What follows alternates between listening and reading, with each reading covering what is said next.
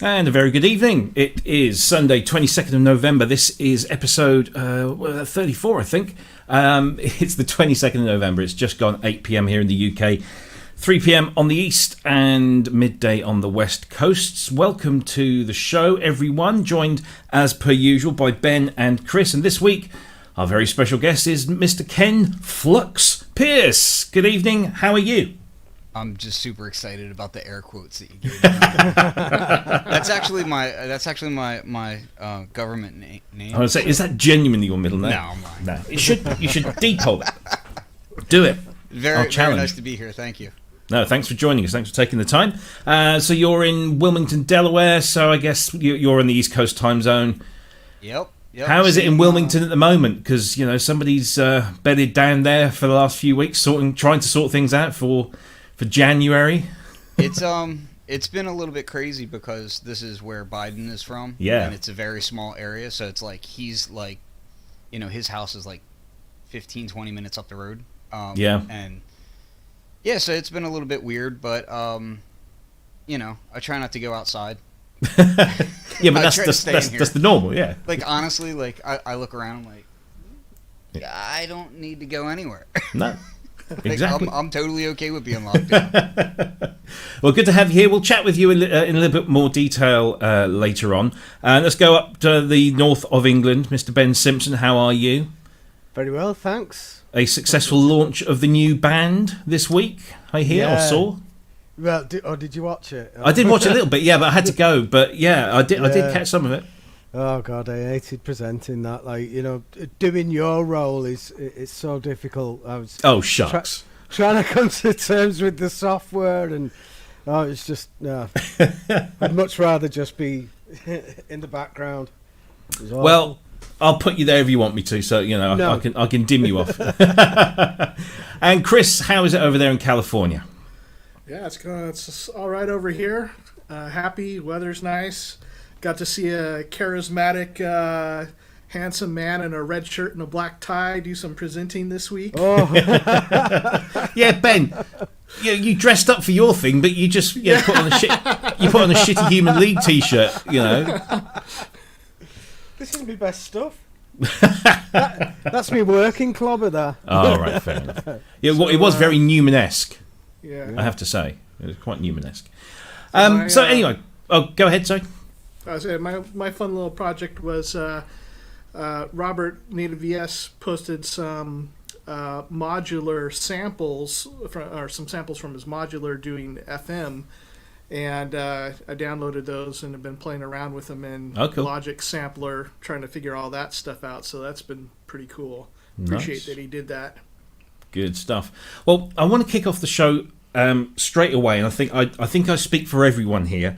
I want to say thank you to absolutely every single one of you who has very, very generously donated to our donation fund, our war cabinet, as we, whatever you want to call it. It's our war chest, sorry, not a war cabinet. So we can use that money to bring you, hopefully, stuff as you're seeing right here, right now. On your screen. We're still getting kind of used to all the new toys, but hopefully you like the new intro. So big thanks to Ben for providing half of that. And Cryss has already started work on some new music that we're going to hopefully work on as a group and put to it as well. So we're going to gradually improve. But your money is safely sat away, and we're going to use that to carry on doing this every month for as long as you want us to do it.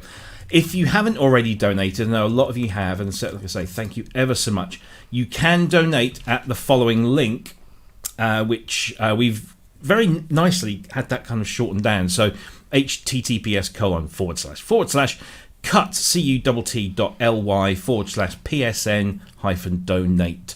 I'll pop that up because we've got the toys now. We can do it like this, or we can do it like this, you see, with a little banner underneath, and we just kind of subconsciously flash that into your minds, and then you just click your donate buttons. If you want, the link is also down below in the YouTube description. What is also there in the YouTube description is, thanks to Native VS once more, is PSN Bingo, and the link for that is down below. I'll pop that on the screen a little bit later on, so if you want to have a little bit of chat fun, download the bingo card, see if we say any of those words, and do let us know in the chat if you got house. So we've got loads of stuff to talk about. It's not been a massively exciting week news-wise, so we'll crack on through that. We'll also be talking about the weekly poll, which Cryss put up on Monday or Tuesday this week, all about Black Friday. So we'll be discussing your responses there, and of course you can still contribute in the chat room. Talking of which, let's say hello to everyone in there, because without them this show would be pretty dull. So we've got Wagyu, Blade Runner, we've got Paul Artola, we've got the regulars like Asio Head, Native VS, Tim Grogan, Mike Delic, who else have we got in here? Atto Z, Yanisets is in there, and have I said? Yeah, I've said that, but those people. Andrew Brooks, good evening, sir. I hope everything's well with you. Imperfect, hello, Aaron. Andrew Dixon, I think I've pretty much called everyone. I was about to call Synthient Sand. I thought, well, who's that? I know him. So please do continue to contribute in the chat. And just shout, use caps if you want to get my attention, because I have a special screen here, but I'm kind of like doing all these crazy things. So yeah, let's crack on, shall we? I'll tell you what we have got coming up for you later on, and I'm going to test this now because I want to get this out of the way. So we have a fifth guest, and that is Mr. Modal Electronics Cobalt 8, and we have one of those here working in the room, and we'll be demonstrating that and talking about it and its brethren a little bit later on. So that's interesting because we now have multicams. Woohoo! Right, so let's get on with the news, and let's bring up the first topic. We'll whiz through a few of these. So it seems to be been a week of desktop small controllers and sequencers. So we've had Korg's SQ-64, which we have spoken of just the last couple of weeks, because those kind of Korg leaks came out, and this was one of them. So there was that. Following hot on its heels was the OXI One, which is I've never heard of this company before, so maybe somebody can enlighten us. But this is a slightly different spin on things. And then Erica Synths launched a sequencer called the Black Sequencer for you modular guys. We've even had LUMI Keys Studio Edition, which looks like a nice progression of the Roli C-board. There was also the announcement of Behringer's Swing as well. So a huge glut, shall we say. Oh, actually, there was another Behringer controller that was announced, or not announced, but kind of propositioned, was the BCR-64, which is just kind of like I guess a new version of their BCR-200, I think it was. But let's go back to the Korg controller. So, I mean, I'm going to kind of slightly take a step back on this stuff because this isn't my scene. I imagine most of these controllers are for those that are in the modular world, and I'm not. So I'm not going to kind of participate hugely in this. But who wants to go first? The SQ-64 specifically. What do we think of that? Anyone want to take a punt on that? I've been up and down on this one. It's I first seen it, I thought, yeah, that looks really cool. I'd do with something like that. Then I discovered that it didn't have MIDI on it, apart from the USB connectors. Right. And it's all CV. I thought, oh, that's going to be no good to me. And then I realised that I don't really use MIDI coming out of the machine. I could just go straight into the computer, and MIDI interface takes control of everything else. So I know what you're saying about it being of interest to the modular folk out there, but I think it's also like interesting to users, sort of like a drum machine kind of, pattern creator, right? That kind of interface, using your VSTs or MIDI in it through to some hardware sampler or what have you. So it could be interesting to use it like that. Yeah. Okay. Let's go to our special guest, Ken. What are your thoughts on SQ-64? My mom thinks I'm special. It's cool. Like I dig it. The SQ-1 was pretty cool. And it was obviously occupying a different space. But this is kind of in that Beat Step Pro, Key Step Pro. I sort of want to include the Pioneer Squid in that realm, but the Squid doesn't have nearly as much actual CV on it. Like you would have to go out through MIDI and then sequence your modular stuff with it. I really like the form factor and like how compact these things are, that kind of stuff. I saw a lot of people complaining about the price, which really, like, I'll be the first person to tell you I'm broke and I'm always like humming and hawing over price, but I was not at all upset at the price of this thing. What is the price? I want to say it was somewhere in the $400 range, like $399, something. I think like it was that. $399, or at least £399, wasn't it? Yeah, something like remember. that. Which to me, like, that's perfectly in range with other things that can do in that realm, and that's a lot of CV on there. Like, you've got a lot of CV and gate on that thing. The way I look at these things is kind of in a couple of different ways. So I have a modular behind me, but it's 3 different modulars combined, and they each have different sequencers and whatnot in them. And then there's also external sequencers. So I have a Key Step Pro, I've got a Beat Step and a Beat Step Pro, and then I've got modular sequencers as well. Like I use the Zeta Ohm Fluxus One. All of these things kind of occupy these slightly different use cases, and having an external sequencer like that, so like the Beat Step Pro and like this product from Korg, it's really useful to have because you're not wasting, HP, which is, it honestly can be expensive depending on how you do it, and then it's also just valuable space on your desk, how you're laying things out and whatnot. But yeah, I mean, this thing is doing like probability and randomization and like a lot of the functionality that you were really only getting from cool modular sequencers are now happening in these form factors like that. Beat Step Pro, you can do some of that stuff too, but it's nice to see it expanded upon. Another one that came out recently that we didn't really cover in that list of new things that just dropped was the one from Presonus. So Presonus just came out with their little sequencer guide too. Right. So this external sequencing, be it CV or MIDI, doesn't really matter, because even when they're MIDI, you can still CV them. You just need a interface, and then like Ben was saying, I mean, I recently got the iConnectivity Mio XL, and so all my DIN and pretty much the vast majority of my MIDI goes through that thing now.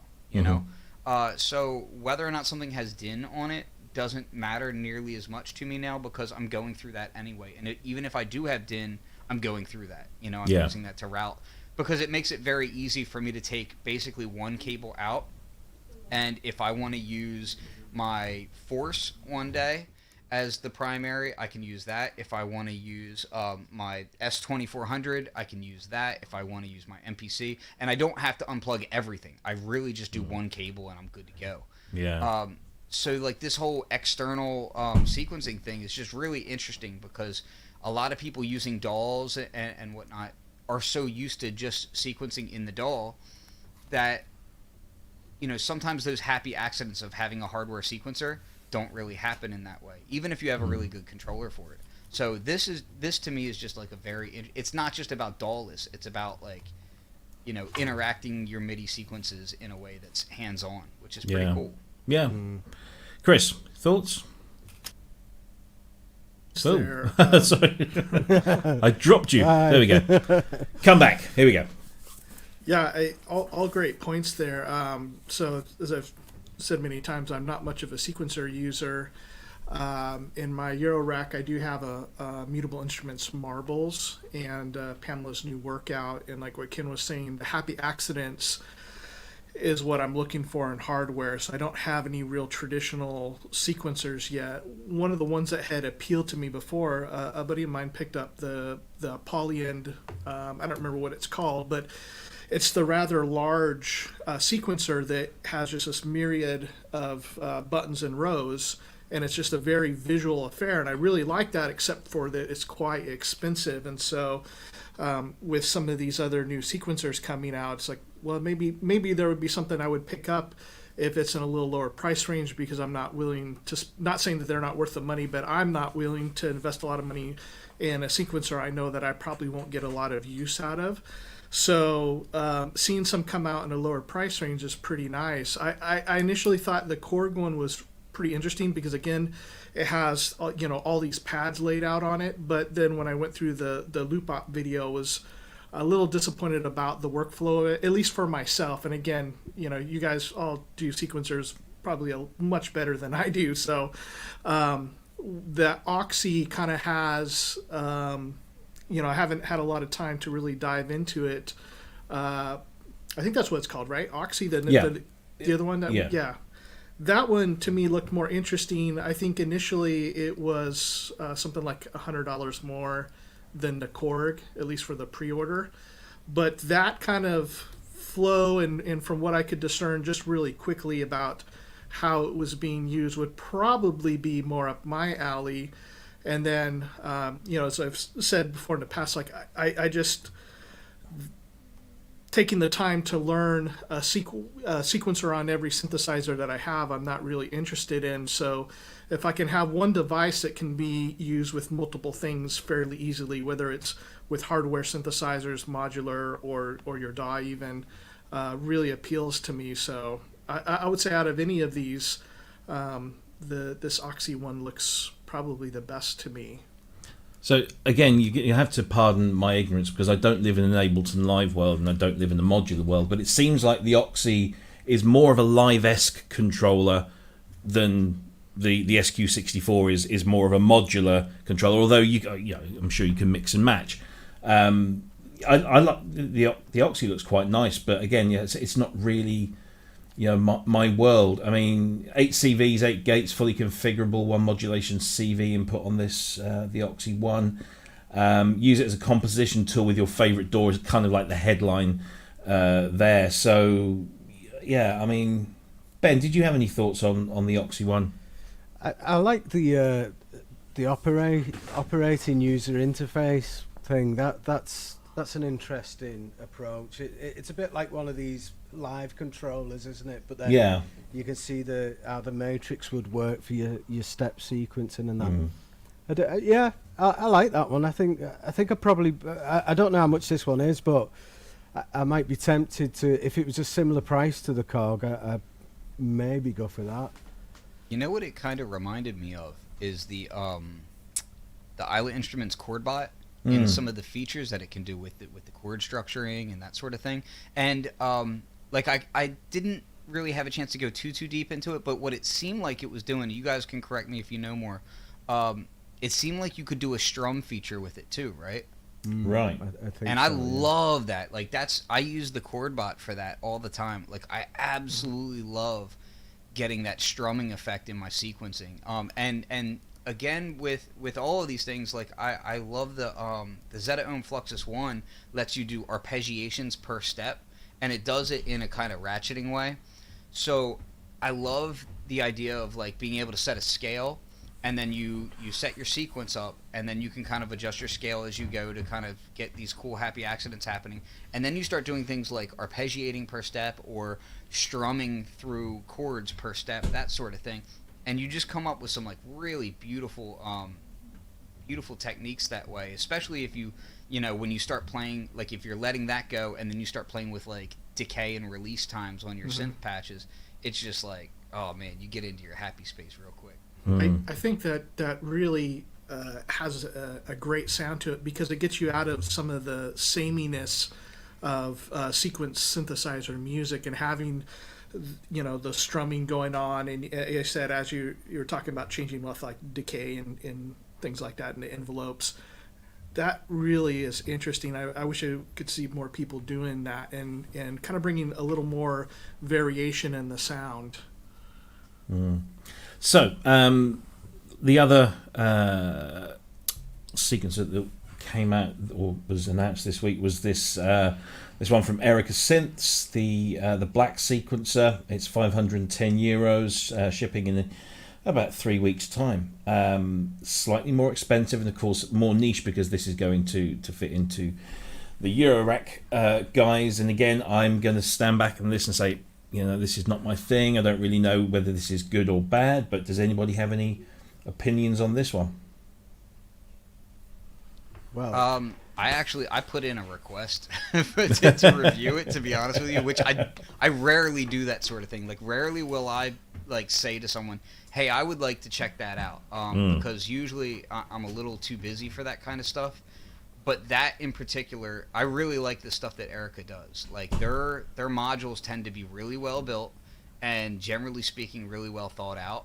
And this particular sequencer, I like the it's this weird combination between an analog sequencer and a digital sequencer, in the fact that it has the traditional layout of an analog step sequencer, with those knobs like that, but it clearly has a lot of functionality that's more towards the digital, more modern sequencers. So that hands-on aspect of, programming your notes by just, spinning a knob per step is really, it's really a fun way to come up with things. So yeah, I'm really interested in it, but I need to have hands-on to really know. Anyone else have any opinions on this one? somebody's just. Oh, sorry, Chris. Go on. Oh yeah, no, I was going to say the same thing before I commented on it. So request Robbie for you to come down a little bit and Ken to come up in volume. Okay, I can do that. Is it better if I just get some proximity effect here, or should I push the volume? That sounds better to me anyway. Okay. Everybody in the chat, let us know if that sounds good. This block sequencer is interesting. It kind of at first sight, like when you just initially glance at it, it reminded me a lot of the Make Noise sequencer with the knob layout, and I thought that was a kind of an attractive way to sequence. And of course, with the Make Noise one, you can change the patterns and how it will random. Well, it's not random, but I mean, from a user standpoint, you can mix it up so much that you can find new things. But the same thing as pretty much what Ken said is that I do like that this has the screen on it, that there's a little some visual feedback as to what's happening and the things that you can do with it. And I don't know too much about this yet, but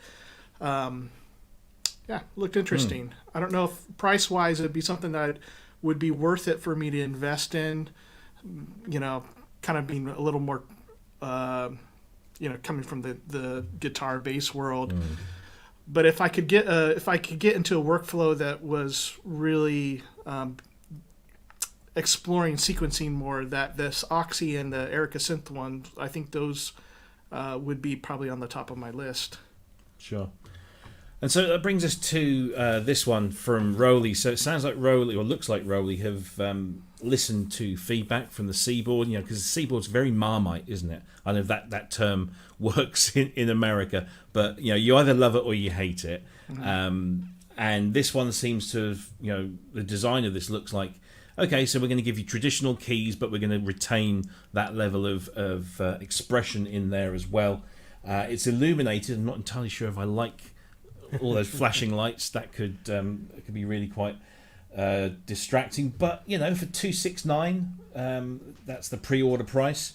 You get a $50 voucher for Roli.com thrown in there as well. It looks like a nice little thing, and again, I think it's you're able to connect these together, snap them together again, like you have been with previous ones. So, any thoughts on this? It's not really for me, that one, I don't think. Has it got the same functionality as the Seaboard, does anybody know? Because it doesn't look like it would have, does it? Not 100%. No. It's still MPE. Per key pitch bend and polyphonic aftertouch. Well, hey. Whole key illumination, as opposed to... a bit of it, yeah. Why would you do anything else? But yeah, I mean... Well, hold on. You can't say that, because a lot of them do just do like LEDs above the keys or whatever. I'll give you that. But yeah, it's kind of like a 4-dimensional keyboard. So yeah, I mean, I would if I was looking for a small portable keyboard, I'd rather go for this than I would the Seaboard, I think, personally. Yeah. But it could be quite useful that where the keys light up. I don't mean to learn tunes and stuff, but to access specific modes in it and what have you. Yeah. That's the only reason. The only thing I could think it would be useful for, unless it indicates how much like pressure you're putting into a note and that, like some sort of visual feedback on that side. I feel like I can't decide if it's really ugly or really psychedelic. Yeah. And I like both. I just, a couple of things kind of, well, for one, I'm going to go ahead and just state my bias because I work very closely with ASM. So, they've got their polyphonic aftertouch MPE keyboard. So like when I was looking at it, I haven't played on the LUMI, but I also have friends who worked at, and some of them still are over at Roli, and the early LUMIs were not built the greatest. Like they had kind of a funky build to them. Now this is the LUMI Studio, so I don't know how it's built. I assume that they've kind of probably tightened things up and whatnot. I like the fact that you can stack things together. So like if you're traveling, you could take them apart, layer them, and then when you're at a show, you can plug them together.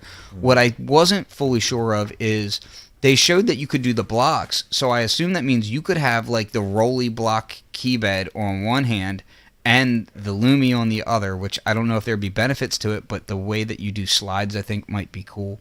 Yeah. It looks interesting to me, but not beyond a travel item. Like I don't see me using that.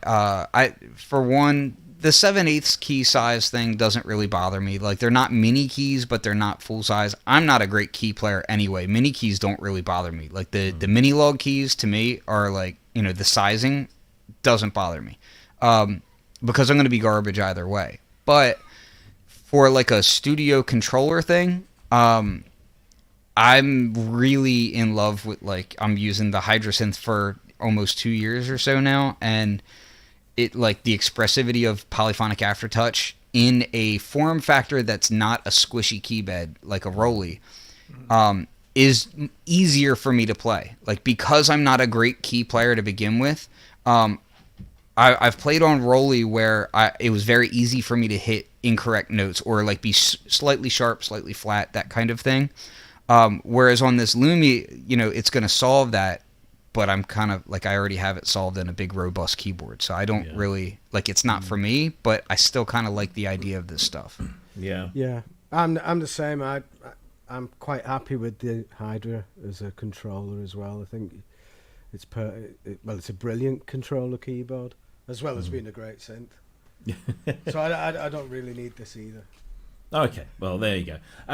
Of course, today, and we haven't really had much time to gather huge amounts of info, but Behringer introduced themselves into the controller market once again with their swing. We'll probably have more on that next week once we've got some more information about it. But also, they're talking about the BCR-64, which is a welcome return, because I know that those original BCRs.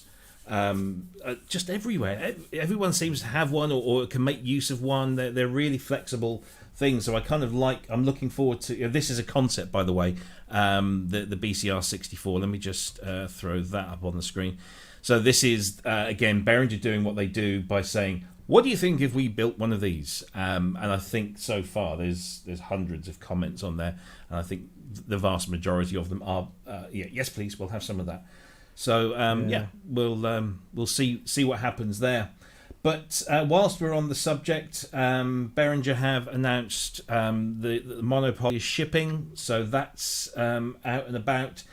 Looking forward to seeing some of those turn up in the wild. Ben, you seem, I can't remember you making some comments about this on the page this week. Yeah. Everything's good apart from the fact it doesn't have patch memories.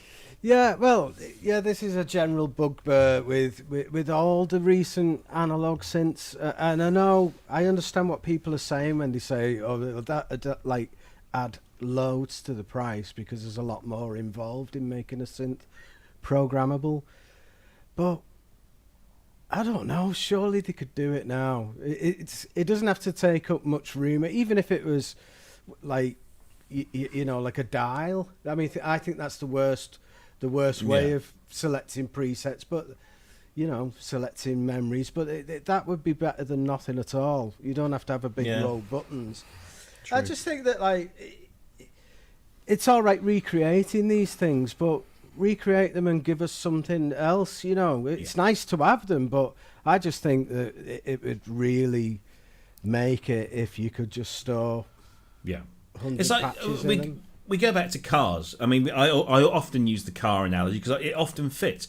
But you know, when BMW brought back the Mini, which is you know, that's a whole different argument right there that I won't get into on this show. But when BMW brought back the Mini, you know, they brought it back and they gave us a car that looked like the Mini, that to a point, but it had ABS brakes, it had a decent gearbox, it had build quality.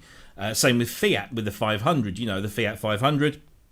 It looks like an old Fiat 500, but it has all, you know, some of the mod cons on there. So, you know, similarly, I agree. You know, if you're going to bring back a classic synthesizer, bring it back, but give it something that we've learned. You know, like patch memory would be a nice thing. And yes, that might push the price up, and maybe that's, you know, something that's taken into consideration. But anybody else looking forward to the MonoPoly? You know, one thing I'd say about it is, like, to me, this one, compared to their other range, it seems just a little bit high on price. For what it is. Again, with no patch memories or anything, like, how much are you paying for just that keyboard on there? Yeah. But what would be an interesting thing to see would be for them, you know, after a while, to drop the price on this one to probably, you know, relatively where it should sit compared to the other smaller ones like the Model D or the Octave Cat, that kind of stuff. Not as low as those, obviously, but somewhere above that, and then have some sort of XL version of these where they would give us an extra octave or two, and then preset memories, and for more money, because there's a lot of people that like Ben and I know myself that would rather just wait and pay more money for the exact thing that we want, or the thing that would be much more useful. I mean, I have, let's see, where is it? I don't know if you can see it on the screen there, but I've got a little Model D in my Waldorf there, and I love it. But a lot of times I don't end up using it because I got to set it up, and it's easier to go to something with patch memory to go to my exact favorite sound that I want to use. So that would be something that I would love to see out of it. And, you know, also I'm waiting for them to do this Oberheim Sim stuff, so that would be my choice. Yeah, no, I get it. I like the sound of the MonoPoly, but, you know, I have the Korg plug-in version of it, and that does me, and I can store my patches. So yeah, it's I don't know. I was excited when I heard this when they first kind of previewed it some months ago. I thought, oh, that does sound quite nice. I'm not so sure now, but yeah. All right. Anybody else got any thoughts on that before we move on to other stuff? I think they've done a cracking job of it. It looks amazing, doesn't it? And cool. Yeah, I would like one. You know, just I would love one if it had memories on it. That's all. Okay, fair enough, not a problem. So let's move on to a company we often speak about on this show, because, you know, it's my kind of synthesis. Kodamo have announced the Mk.II EssenceFM, and I have to say I'm kind of glad that I hung off getting the Mk.I. Not that there's anything different about this internally. So sonically, functionally, it's identical. Again, this is a small company in France that have listened to the feedback that people gave them. So you remember one of the things that people were complaining about, certainly myself, and Simon Alexander as well, was saying that if you want to use this as a desktop module but have it propped up at an angle, what they do is they supplied you with two kind of legs that you screwed on at the back to give you the tilt. And the original ones had a bit of flex in them, and they changed those and got rid of the flex.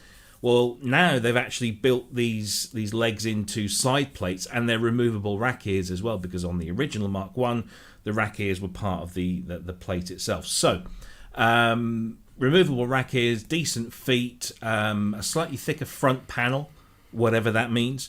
But they've also streamlined their manufacturing process as well, which means that they'll be able to produce more of them at a better price, hopefully later on. And right now you can pre-order the Mark II with €300 off. So it's normally $13.90. It's now $10.90, and that includes free global shipping. So that's good. Any thoughts on this? I mean, this is a fairly new synth, and we're already up to a Mark II because, again, they've listened to their customers. Anybody closer to, apart from me, anybody closer to maybe putting in an order on one of these? I don't know, man. I look at it and there's something about it that hasn't like really grabbed me yet.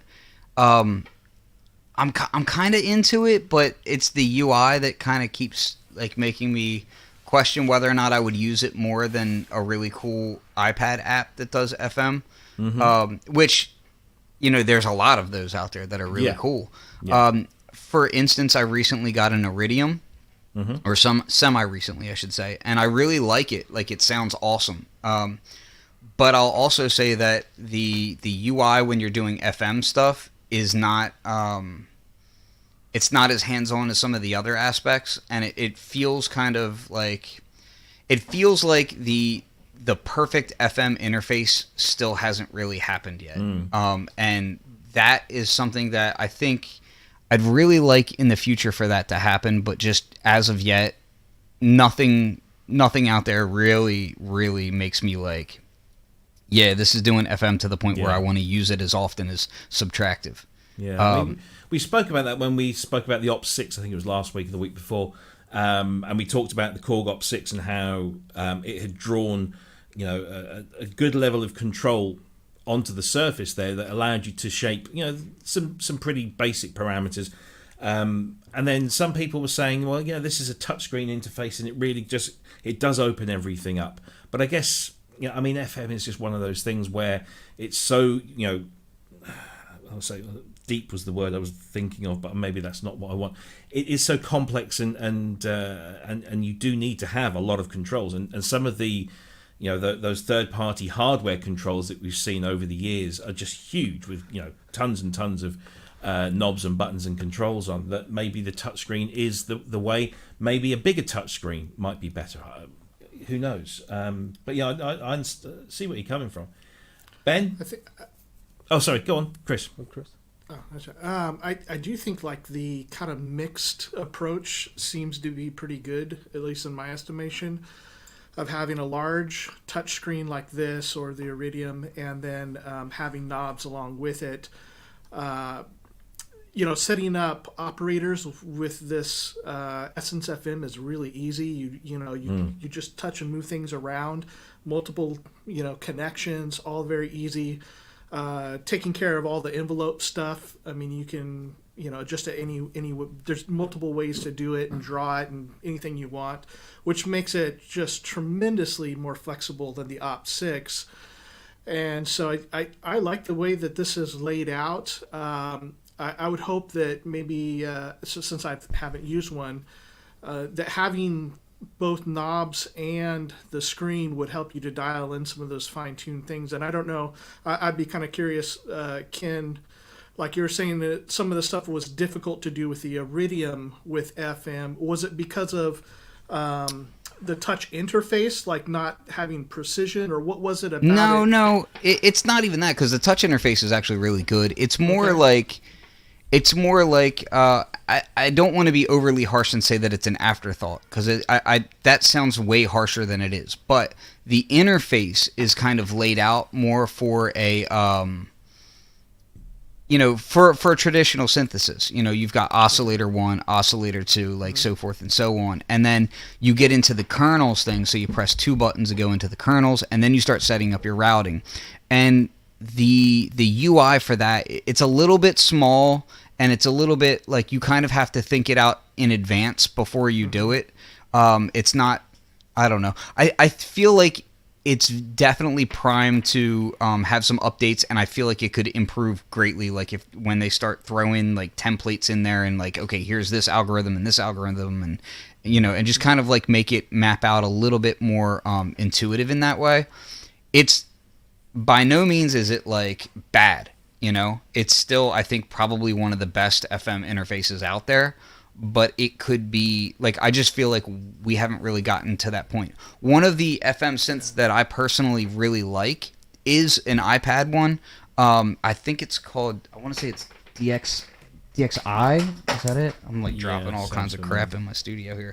And I like it because it's kind of, well, I guess this thing is dead. Whatever. It's kind of basic, but at the same time, it's the way it portrays itself. Like, I love the little thing like where it'll show the operator shaking to kind of indicate what's modulating what and that sort of thing. It's just a very intuitive workflow, and when I get to something that's a piece of hardware, I'm like, I want to blend intuitive with hands-on control. And the hands-on control, I don't want it to be touch, like, so much. Like, maybe a little bit of touch, yeah, but I really do want it to be, like, give me, like, very easy control to get my hands on so that it's very fast, so that I almost don't have to look at what I'm doing so much as just putting my hands there and doing it, you know? Yeah. I mean, to be fair, you know, a touch interface, if you're looking to improve and upgrade, then a touch interface is the best way, you know, to go, because, you know, the world's almost your oyster. You don't have to reconfigure knobs and controllers. It just change the interface. So, yeah, I guess they're set up for that. We shall see. Ben, are you still chewing this one over? Or? Yeah, I think I'd rather wait for see what the keyboard versions offering. I think I'm over my rap unit phase now. I've got a bit more room, so I'll get some keyboards going in here, I think, next. So yeah, they talked about the VFM 37 and the VFM 61. Let's just bring that up.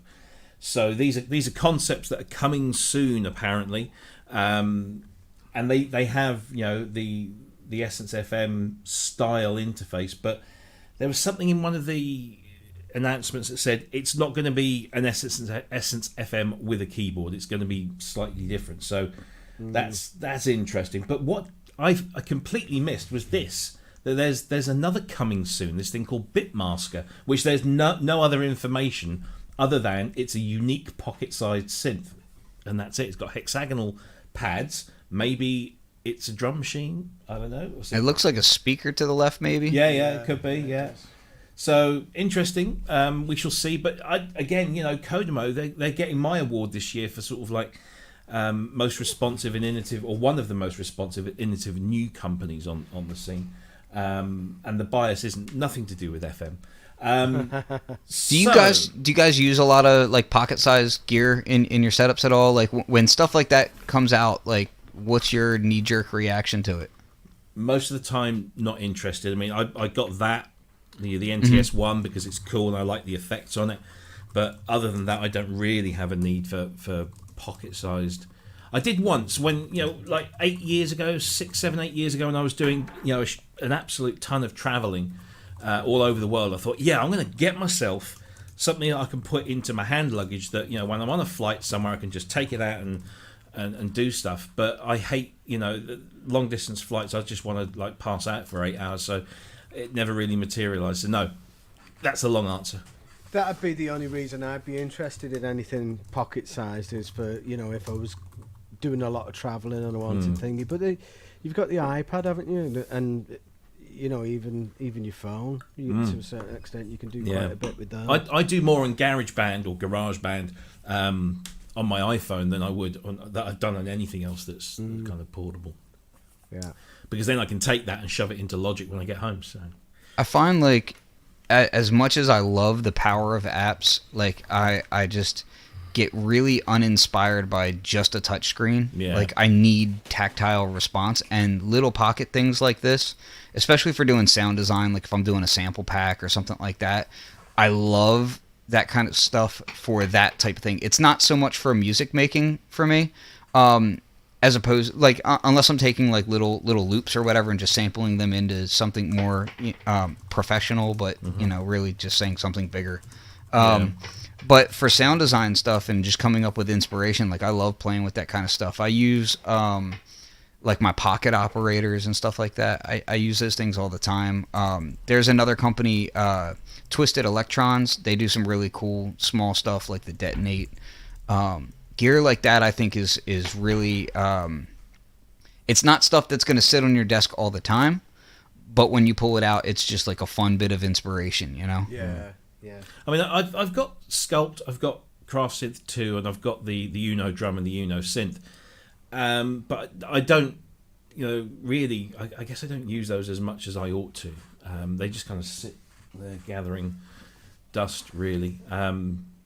The Sculpt's nice, but then again, I got really frustrated with its 4-note polyphony. But then I had to say, well, you're only a 260-something pound tabletop, little, batch-operated synth, so I can't really complain. But I used to always want one of those QY. What do they call QY? The Yamaha. Yeah, I probably still have one of them. I had an SU-10 once. You remember the little SU-10 sampling thing? Yeah. I literally bought that because I had a CS1X, and on the CS1X there's a little lip on the top panel where you can put either a QY, was it the QY70 or the SU-10 or any of those kind of little battery operated things. And I bought the SU-10 for two reasons. One, because I had a space to put it and it looked empty. And two, because I saw Björk using one in a documentary about her making Homogenic. And I thought, if Björk's got one, then I'll have one of those. I got it, hated it, sold it. Oh. So, yeah. And now I kind of regret it, but never mind. Yeah, I've got a VL one. The Casio tone. Sorry, I thought you meant Yamaha. Really? No, You've been hiding that one? No, I haven't got one of those. I've got the Casio one. Yeah, I remember those. Yeah. I just got a CZ1 not all that long ago. Oh yeah. But yeah, man, if you listen to those Bjork records and you start trying to buy the stuff that's on there, you'll go broke real quick. Yeah. And you'll never sound like that. So there used to be. I think actually there still is a show in the UK, but it's on like another channel now. But it used to be on mainstream TV called the South Bank Show, and it was like an arts show every Sunday night. And one night they did this thing about Björk making Homogenic, and she was talking about how she went back to Iceland and she was just walking, and they had this footage of her with this really long, probably massively expensive winter coat thing on, and she's got her little SU-10 with her little headphones in, and she's doing stuff, and I'm thinking, wow, she's doing some really cool, but of course it's not, she's just messing around with loops and stuff, and I could never make it sound that good, so it was probably, problem in chair, not in computer, but never mind. So that's Kodamo. What's the time? Well, we're buzzing through these. We'll come to Ken in just a minute and have a chat with him about his stuff. But why not? I want to get this in, and let's bring in our fifth guest, our kind of, what do we call it? Our static guest. This is Modal Electronics Cobalt 8. Now, the reason I'm bringing this in, because Modal have been very kind enough to send me one of these to have a go with, but also they have announced the two extra versions, which I don't think anybody was surprised that they were going to do this, having done it with the Argon 8. So we've got now the Cobalt 8M, which is the module version, and it's the Cobalt 8X. So essentially it's the same engine, same synth, same control surface, but obviously one's got a 5-octave 61 note keyboard. The other one is in a convenient desktop unit with just the control surface. And nice to see they've retained the joystick in these, because a lot of module people would have just replaced it. Do you remember, what was it, Korg with the wave station modules? They just made the joystick into 4 buttons, didn't they? And I was like, oh, come on. But yeah, again, I suppose if you're going to put a wave station into a rack and you've got a joystick sticking out, it's a prime candidate for the repair shop a week later. But so yeah, these, I think the desktop is going to be $499. The standard Cobalt 8 is $579, and I think the Cobalt 8X is going to be $649. So it's following the same price patterns as the Argon 8 as expected. So no surprises there, and these will be shipping in a few weeks' time. But I have to say, so I've been messing around with this thing for the last week, and it is incredibly good fun. So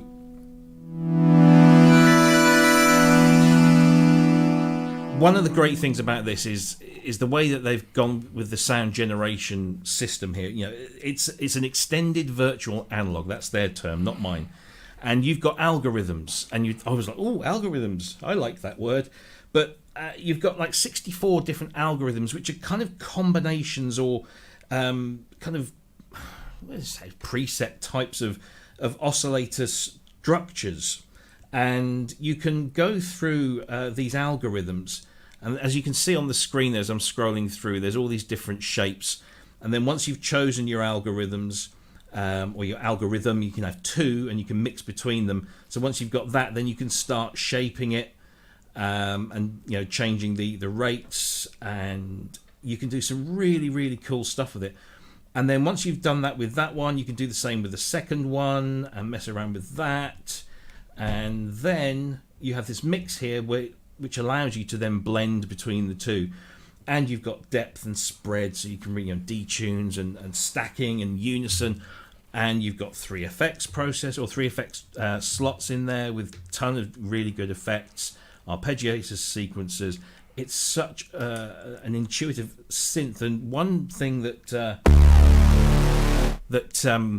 was said about this was that it really, its instant patch creation is so much nicer than so many other synths, because it really kind of draws you in. And also, the bottom end on this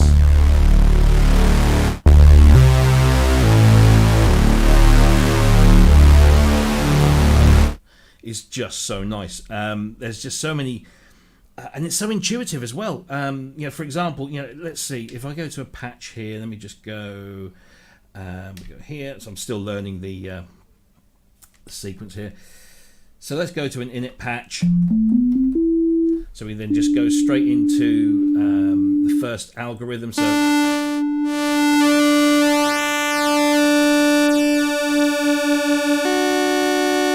you got these musical steps as well, so you can kind of automatically get these.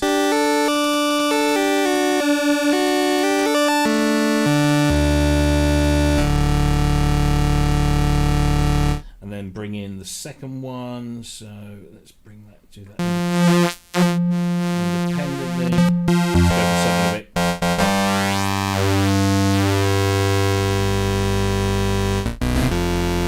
Mix the two, and then if you want to add aftertouch, it's a really simple thing. Or you can, let's say for example, let's do expression. So you go into, so it latches the mode, and you say, well, I want the expression to be modified with that.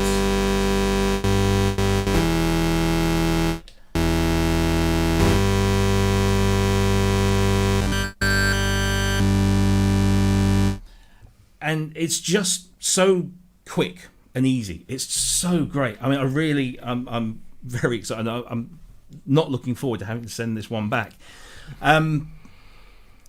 We spoke about the Cobalt 8 already on the show. What do you guys think about the? Whoops, wrong screen. The new addition to the ranges, the 8M and the 8X. That seemed great. Then I've never seen it in programming action before. Like, and that screen, that's great. I'm not a fan of the small form factor keyboards, so the 61 key is great news. I've got to be honest. When I watched the videos of that at first, when it very first came out, I thought it sounded like a very digital sounding keyboard, and it's supposed to be virtual analog, and I couldn't hear much analog in there. I'm not being overly critical here, but then when you were playing it, then those bass notes, that I mean, better than anything I'd heard in the demos. It does. It has. I was speaking with Cryss about this during the week. It has that kind of. It does sound digital in many ways, but it also can do proper, that kind of analog sound. I mean, the filters, it's got like a very fizzy element in the filter, which... So the filter's a four pole 24 dB ladder filter, but it has. So let me see if I can find a patch here. Let's go here.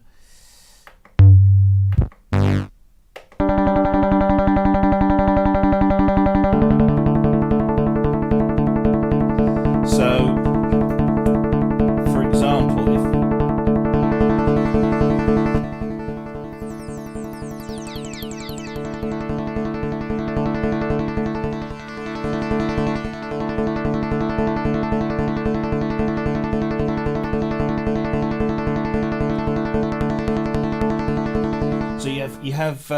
you can change the different. You have different envelope types for the filter, and you've also have. Can you switch the screen so that we can see it full size? Yes, damn. Sorry, I'm trying to do like half a dozen things at once here. I know. I've been there. Hey, right. So let's make sure that is. Right, so let's go back. So we're going to go to the filter and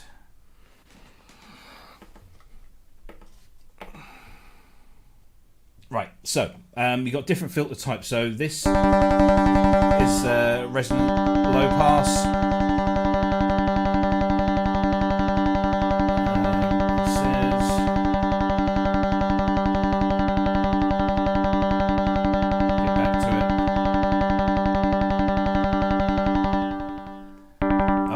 Here we go. So, resonant low pass. We've got things like balanced phase. So,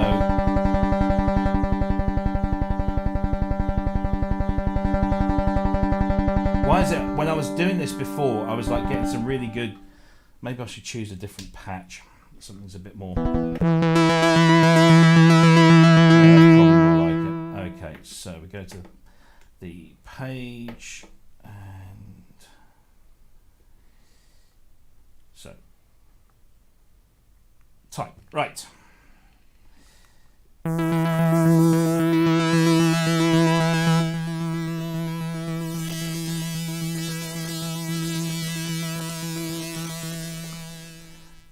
If I have one criticism, it's that the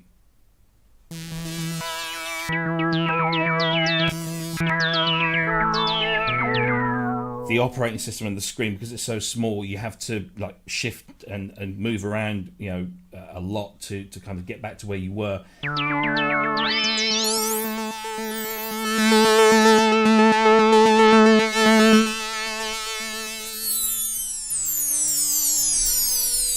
But I hope you get the idea. It is just it draws you in when you want to start making sounds. It's very quick to come up with something rewarding, which I always like, because I'm not the best in the world at sound design, and so something that gets me something close to something useful is always nice to have.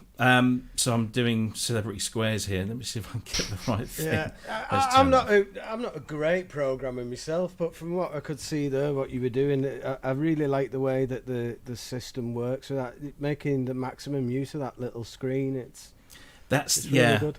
I mean, the other thing is, let me just do this, because what we do have is this. The app. Yep, I knew it was coming. I love that app, man. Like the stuff they do with that is fantastic. Yeah, so this really does make the difference. Is the app, and every aspect of the synth there. So at the top of the screen, you've got the sound generation. So you've got the oscillators, the filters, the envelopes. At the bottom of the screen, you've got different tabs for different functions, so you can go into the settings. You've got a keyboard in there if you want one. There's a sequencer, the effects, and the modulation, and the presets. But in the middle here is this mod matrix, which is just, it's so simple. It was like this on the Sculpt and the Craft synth. pick what you want to where you want to draw from, where you want it to go to, and then the dial in the middle, gives you the amount. So easy to kind of navigate through that without sort of messing around too much. Handles all the software updates as well, and of course, if you've got multiple modal synth, they all appear as a tab within one window.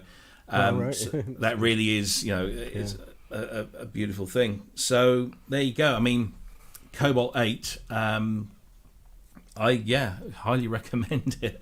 So I'm not looking forward to giving this one back. And the build quality, man, it's heavy. I mean, this is just the 37 note thing, but it's metal, and that's it's and the keyboard is nice. We all know it's a FATAR keyboard. It's got aftertouch. You've got audio input on the back, which only routes through the effects. Unfortunately, you can't put it through the filter.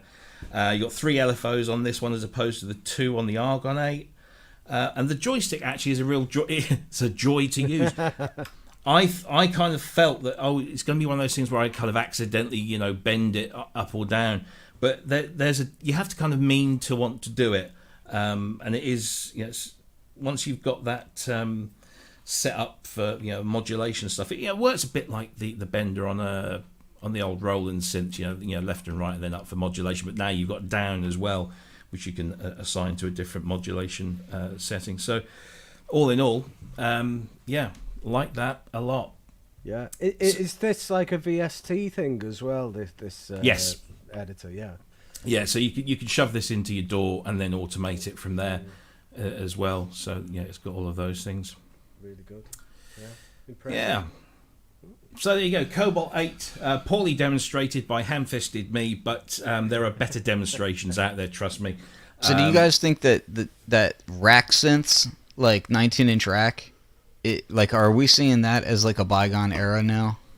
Because when was the last time you saw like a synthesizer really done in rack form? Now, granted, Hydrasynth, you can do rack ears and all, but that's still, let's be real. I mean, it's still a desktop synthesizer. I mean, I'm talking about 2U or whatever, Yeah. I'm pretty happy about that though.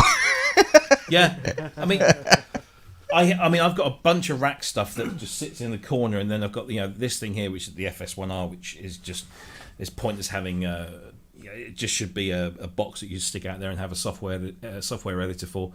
But I think for boxes that are just from the 90s, with your preset, like your JV 1080s and your Triton racks and your whatever racks, motif racks, fine, because you're not using that to program. But if you want to program a synth, the rack is not the only one that I keep in my rack anymore that's like that is the Matrix 1000, and I had I updated the firmware prom in it to 1.2, and I use an iPad app to control it, so that I can do all the mapping and everything and modulation, mod matrix stuff and all that. So I end up using it like that. But it became one of those things where I started looking around at my walls. Like, I've got the wall rack here, I've got a wall rack there, I've got another wall rack over there, and they're all filling up. And I'm looking in your room, you've got wall racks all over the place. Ben's got synths hanging off the wall all over the place, and it's like. And I hear Ben say, I want the full size keyboard. And at some point, you got to say, well, you got room for that? Yeah. Well, I haven't. I mean, this Cobalt 8 has only sat here for this show. At the when it's not here and me playing with it, it's parked on the floor there somewhere because I literally have nowhere else to put it. And Manny in the chat room says, let me get the right thing up here. If software editors are as good as modals, then racks are the way to go. And I kind of think, that. What I'll say about that though is, so I had the Prophet 12, which honestly wasn't as bad of an interface as I initially thought it was going to be. When I first saw it debuted at NAMM, I was like, "The hell is wrong with you?" I was like, "No." And then I used it, and it really wasn't that bad.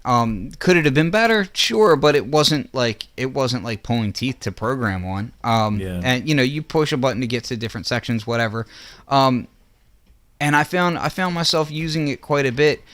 I still feel like even if you have an app having something like the Modal where you've got an app where you can get to really deep synthesis stuff, but then you still have a really hands-on interface, that's kind of the way to go. Like, I love the idea of, like, being able to access something like a routing matrix and do randomization and that sort of thing from an app where I'm doing my envelope programming and my filter programming from hands-on control, because that's stuff that you don't really need to think about. It's more twisting knobs, but then the modulation stuff you want to kind of play around with a little bit, you know?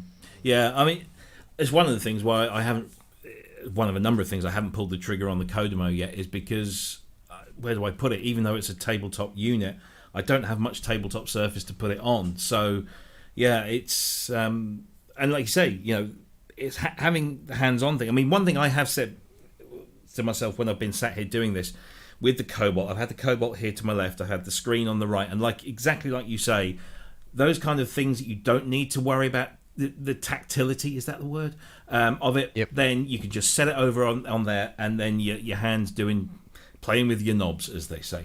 So, yeah, it's, I guess it's, again, it's horses for courses. I mean, we spoke a few weeks ago about, you know, people that use keyboards or people that use, you know, or they use aftertouch or they don't use aftertouch, and you pick the devices that work for you, I guess. Cryss, do you have any thoughts on that?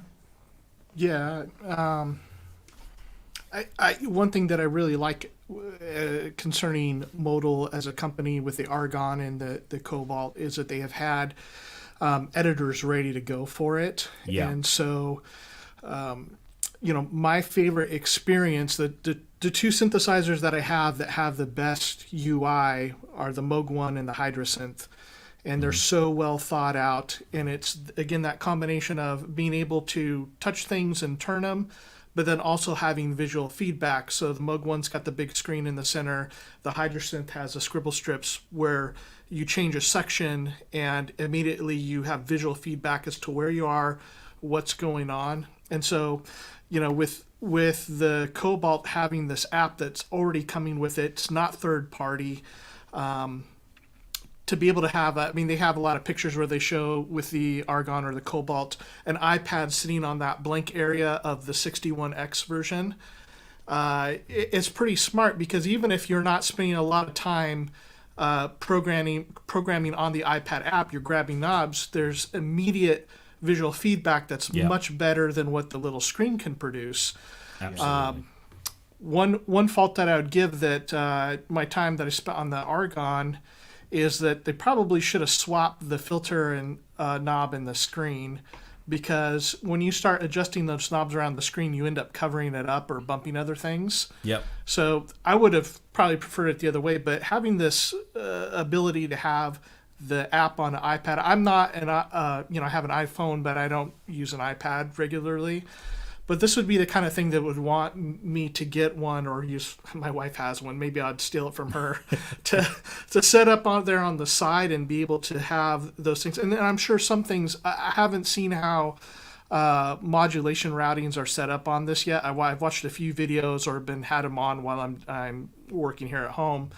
But being able to visually see where things are set immediately, or even go to the iPad app, you know, press something and have something open up, or be able to see things very clearly. And again, I'm more of a visual, on the visual spectrum, like visual learner. So that is really important to me. And I think they've done this well. I kind of wonder, would I have preferred them to use that whole rest of the area for all the secondary functions?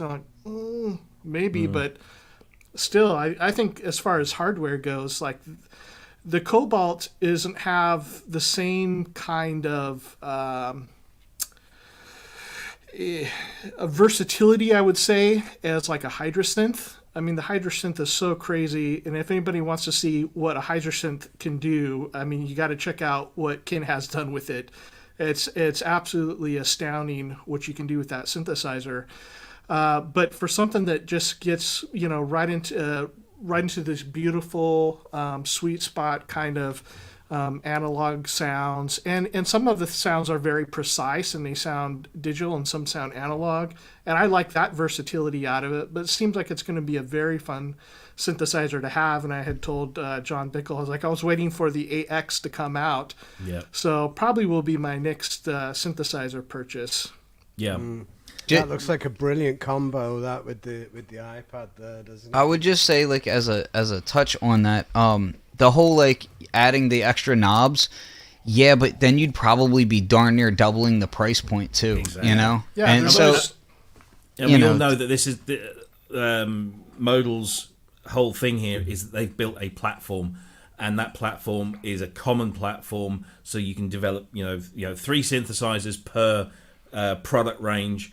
So now we've got, Argon, we've got Cobalt. I'm sure there'll be something else, and it will sit on the same platform, and it keeps the cost down. I was going to say though, it's going to be difficult programming an FM into FM system with those buttons. have they said that that's what they're doing for sure, No, or no. is that all just speculation? I think it's speculation. I mean, Okay. we're probably responsible for half of it. Well, I'll say when I was out at NAMM, which Modal wasn't technically at NAMM, but thank you for inviting me up to the room.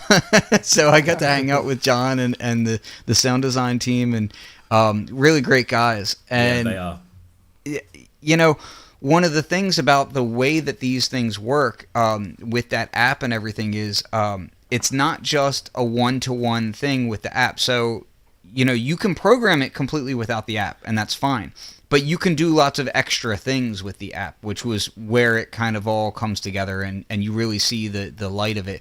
And then on top of that, then doing things like arranging your presets and that sort of thing. If you're a performer and you want to arrange your set and all that, it makes it a whole lot easier to do that sort of thing. So I really like the idea of having a platform where you can have multiple synths going like that. The only thing that I would have really liked personally is if I don't know what the underpinnings are. I haven't opened up either one of these or anything like that, but I would have really liked to have seen like an Argon, and then, hey, you can apply this firmware and it becomes this or that.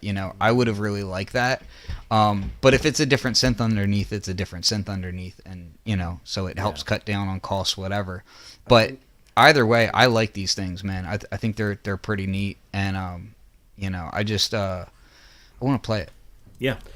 They say that that's not possible, don't they, the firmware switching, but I don't think you'd want that getting out, even if it was, would you? Because everybody who's got an Argon 8 is just going to download the firmware. Well, yeah, and that became a problem with the System 1, where people were pirating System 1 things. But, of course, in my opinion, it also goes back to how you interact with your community.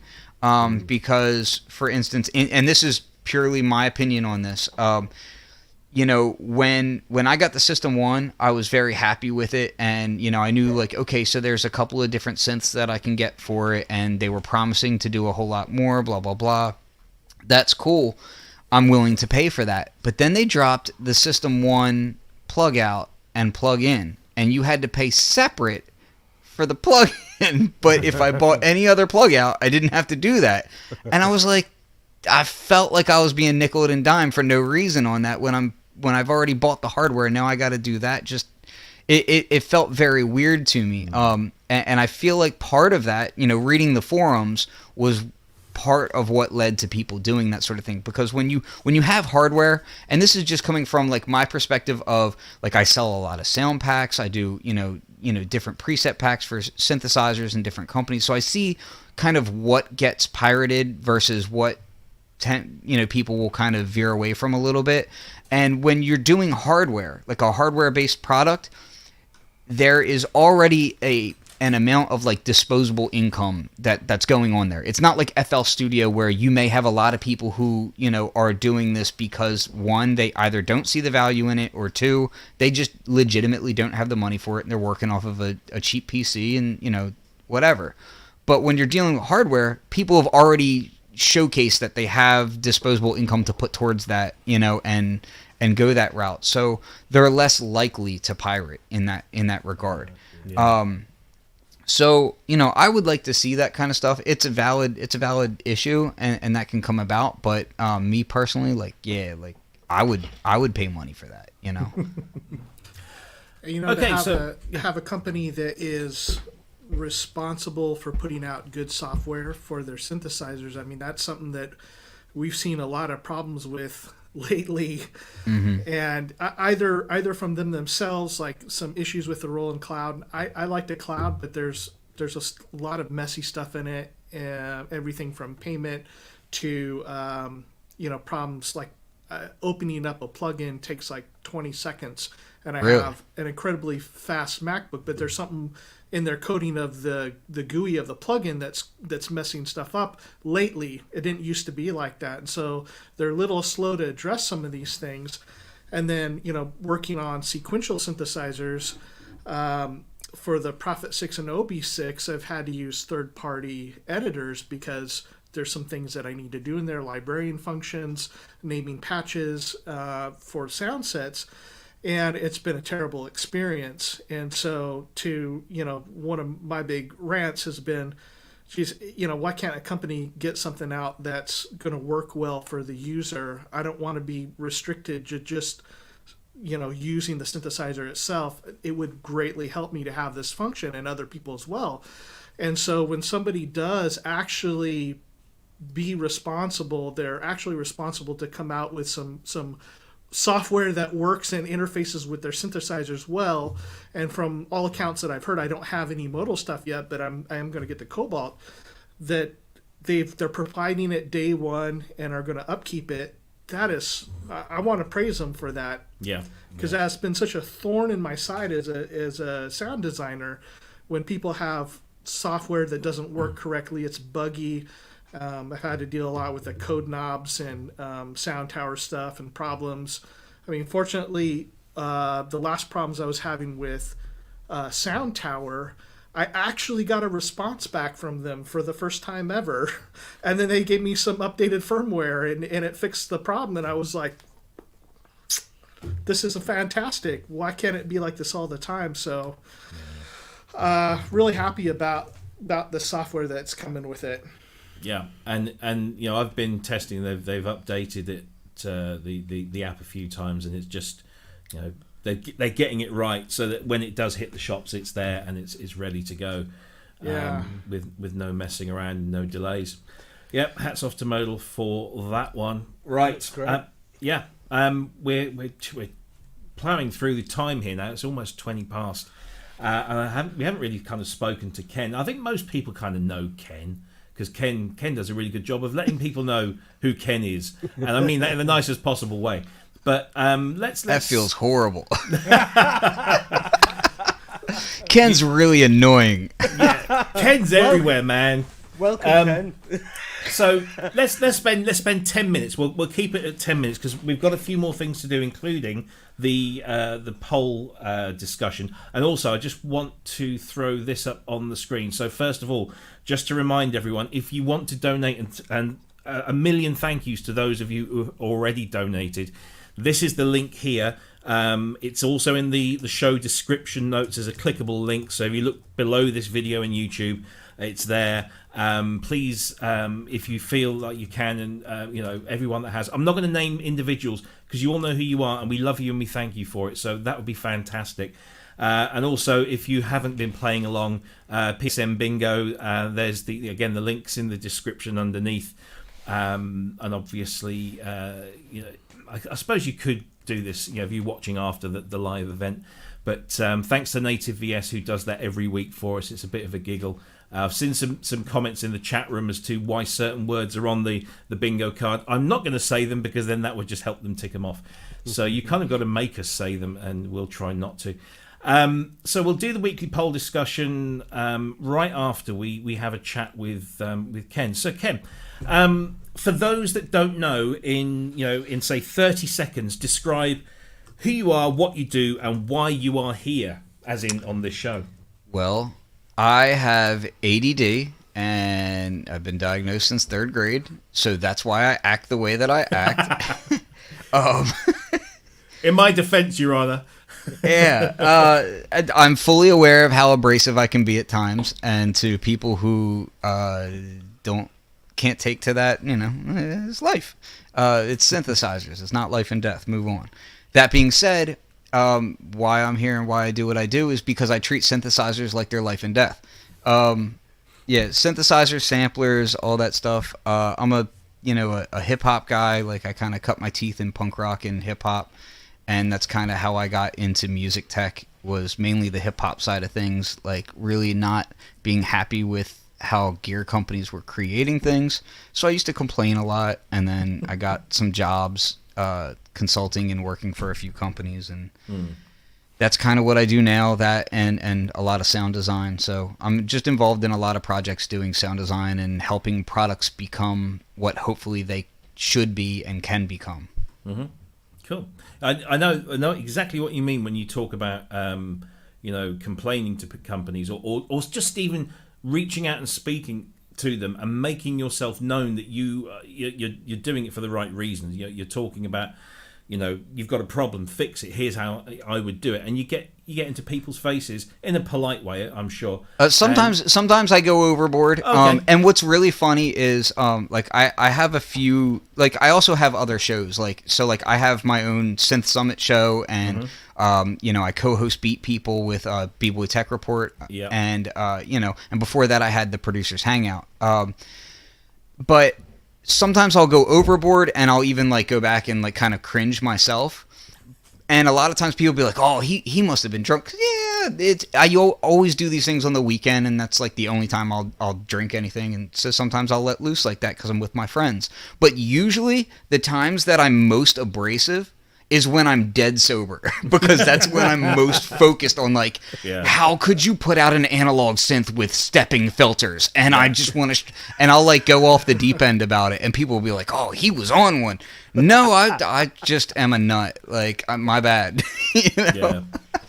Cool. But I mean, a lot of the stuff is just it comes from a place of like raw passion and just very much like I really, really, really enjoy not just synthesizers and samplers and gear, but the community around it. Like I really love the fact that the vast majority of us are really socially awkward. If you've ever been to KnobCon, it's genius because it's just a bunch of people who don't know how to talk to each other having to talk to each other. It's so great. Instances like that where it's just, people being passionate about creative outlets, because at the end of the day, everything in here is like a different type of paintbrush, and we're all just trying to make the most kick-ass paintbrush, you know? Absolutely. No, I agree with what you say about the shows. It's like when I do Synthfest here in the UK, you have all these people walking past, and they're all kind of like looking at you as if they want to say hi, but they're too shy. And then you think, "Oh, do I recognise that person?" And then when you do meet, it's just eventually the ice gets broken. But it is like like you say, a group of socially awkward people being made to interact with each other, which is a good thing. So I'm going to fire 2 or 3 quick questions at you, Ken, because I want to know, because you've got a heck of a studio set up there. So I'm going to ask you 3 quick questions. I just want 3 quick answers. What is your favourite sampler ever? Emax. Okay. Favourite mono synth? Oh, damn. Oh my God. It's modular. Cheating. No, I'll say honestly the Matrix Brute, because it's so easy to get weird. Yeah. Okay. Favorite poly synth? Oh. None of these questions are easy. They're not supposed to be. I don't know if I have one. I like polysynths because like I like to do lots of I like things for specific tasks. Like I could say Hydrasynth one day because it's really great, and then I could be like, I absolutely have so many issues with the JDXA, but I love it because it does completely different things, and that SQ-80 I love it. Like so, yeah. I don't really have a favorite polysynth. Okay, all right. I'll let you off that one. Favorite hip hop artist ever? Oh my God. That's so hard. I'm probably gonna say, and this will change any day of the week. I would say probably Cool Keith. Okay. But then I would hedge it really heavily and say BDP, just because that's what made me really fall in love with hip hop. So. Okay. Last one. Favorite superhero? Oh, I know you like your superhero. I'm gonna probably say Iron Man. Yeah. I've been an Iron Man guy since I was a little kid, but Iron Man is awesome. And Doctor Doom for a favorite villain. Okay, Cool. Thank you for that, I guys. think he might be skipping the cobalt and waiting for the modal iron, which will be the iron. I'll tell you what, man. If they do something that's in green next, Ferrous 8. Ferrous. Because it can't be obvious, can it? It has to be like ferrous or something. make it green. If they did a Ferrous 8, would they do If it they like did a modal, emerald, what's up? Let's Make that happen. yeah. How many green synths have there been? I mean, there's the old Casio. Was it Casio or no Yamaha? Well, yeah, Yamaha had green. Yamaha had one, and then you've got the System 1 and System 8. System 8, yeah. Well, all of that line, the IRA line. Yeah. Yeah, but now green is definitely my favorite. I get so much flack over like loving green. Like people get like it's like saying the word moist to people. Which I do a lot. They get so mad about it, and I'm like, look, first off, I love me some moist cake, and second, green is amazing. Yeah. And I can't stand Superman. I love Kryptonite, so deal with it. Yeah. There you go. Before we move on to the poll discussion, Chris, Ben, did you have anything you wanted to ask our guest? I wondered how the Hydrosynth connection came about, and I noticed that you've got like quite a few slots in the factory sound bank, and Yeah, so I'll kind of keep it a really quick story. I'm a huge fan of Glenn Darcy, who is the head of product development over there. And what basically happened was I kind of sort of would sneak into NAMM, and the way that I would do that is I really wanted to have more access to people in the industry so that I could make more effective change in the industry for the gear that I love. But I live out in Delaware. I don't have connections like that. I'm just a guy.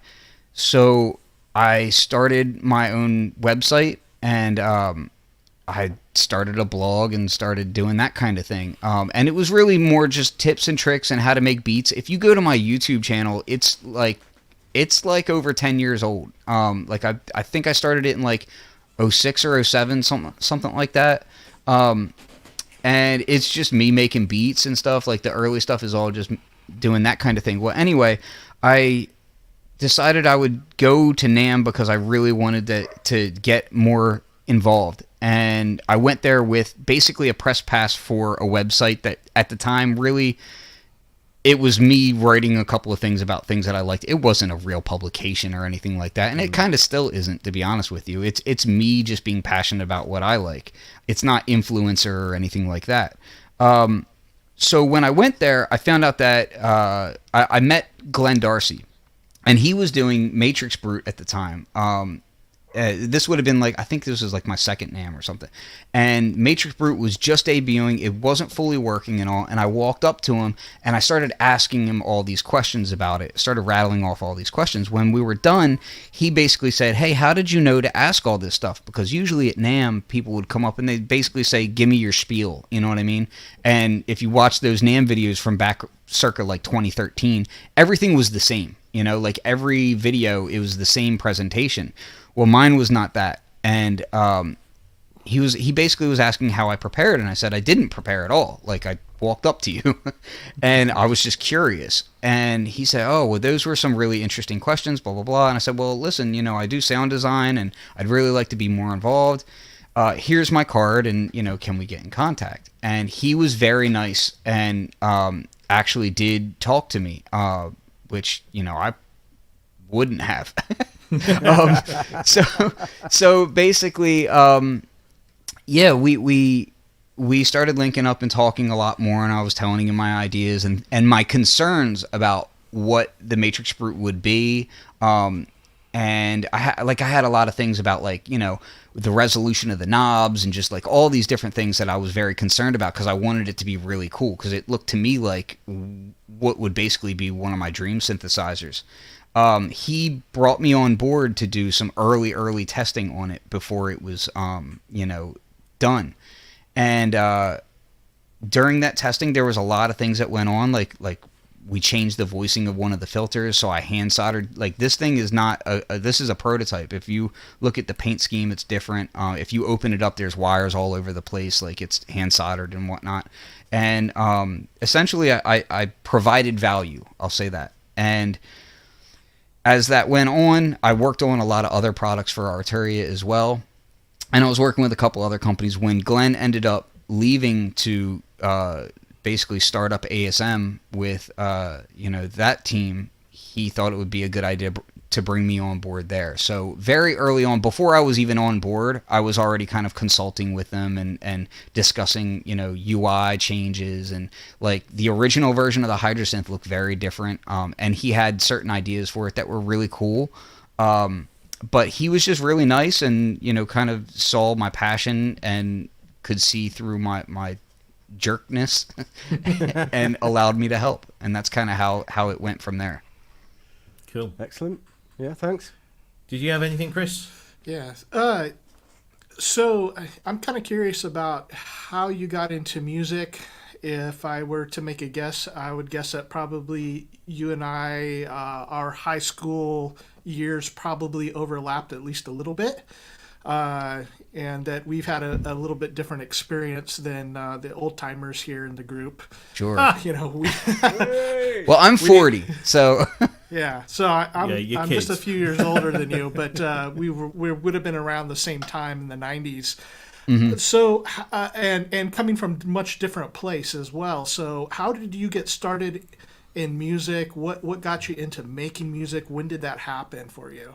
I think I've always been scared of making music because I'm not classically trained in any sense of the word. And I've always looked at like real musicians with a little bit of fear and awe. And when I was in high school, I actually, going back to middle school, so I would have been about 13, I got in my first band, which it was just me and one other friend, and we had a name, and it was just Frozen Banana. Like, it wasn't anything else. It was, he had a drum set and I had a guitar, and that's all it was, and we were not really doing much. But what ended up happening is my sister actually, like, the real crux of it was that my sister, she was a big punk rocker, and my family is kind of weird. Like, we never really listened to like the radio. We're always into like underground stuff and just like oddball music. And she was really into like hardcore punk. This would have been back in like the early 90s. So like Minor Threat, Operation Ivy, Dead Kennedys, like all this kind of stuff. Names I haven't heard in a long time. Yeah, and I still listen to this stuff like on a constant. So in my area, there was a big punk scene that was kind of like bubbling underneath, and my sister helped out with a bunch of her friends who they created a collective, and there was this collective called Enoch Collective, which some bands to this day are still pretty active. Boy Sets Fire was one of them that was like kind of right up the road, and they were like all family friends. And me being the little brother, I would go to these shows and a lot of the gear wouldn't work and whatever, but I wore glasses. So sometimes they would be like, hey, this isn't working. There was one show I can remember, and they were basically like, hey, the PA isn't working. Can you fix it? And I was like, yeah, I can fix it. Sure. I had no idea what I was doing. But trying to like, not get beat up on my sister or anything, I just dove right in, and I ended up fixing it, and it was amazing. So after that, I was like, that's it. That's what I'm doing from now on. I'm doing shows. So I got into a band that was really horrible, but we got a bit of a following. I don't talk about that band at all anymore because it was very juvenile. But we would rent our own halls. We would get our own, PA. All of this at like 14, 15 years old. We were renting out our own music spaces. We were providing our own security. We were, handling everything from ticket sales and promotion to, final cleanup. It was all us.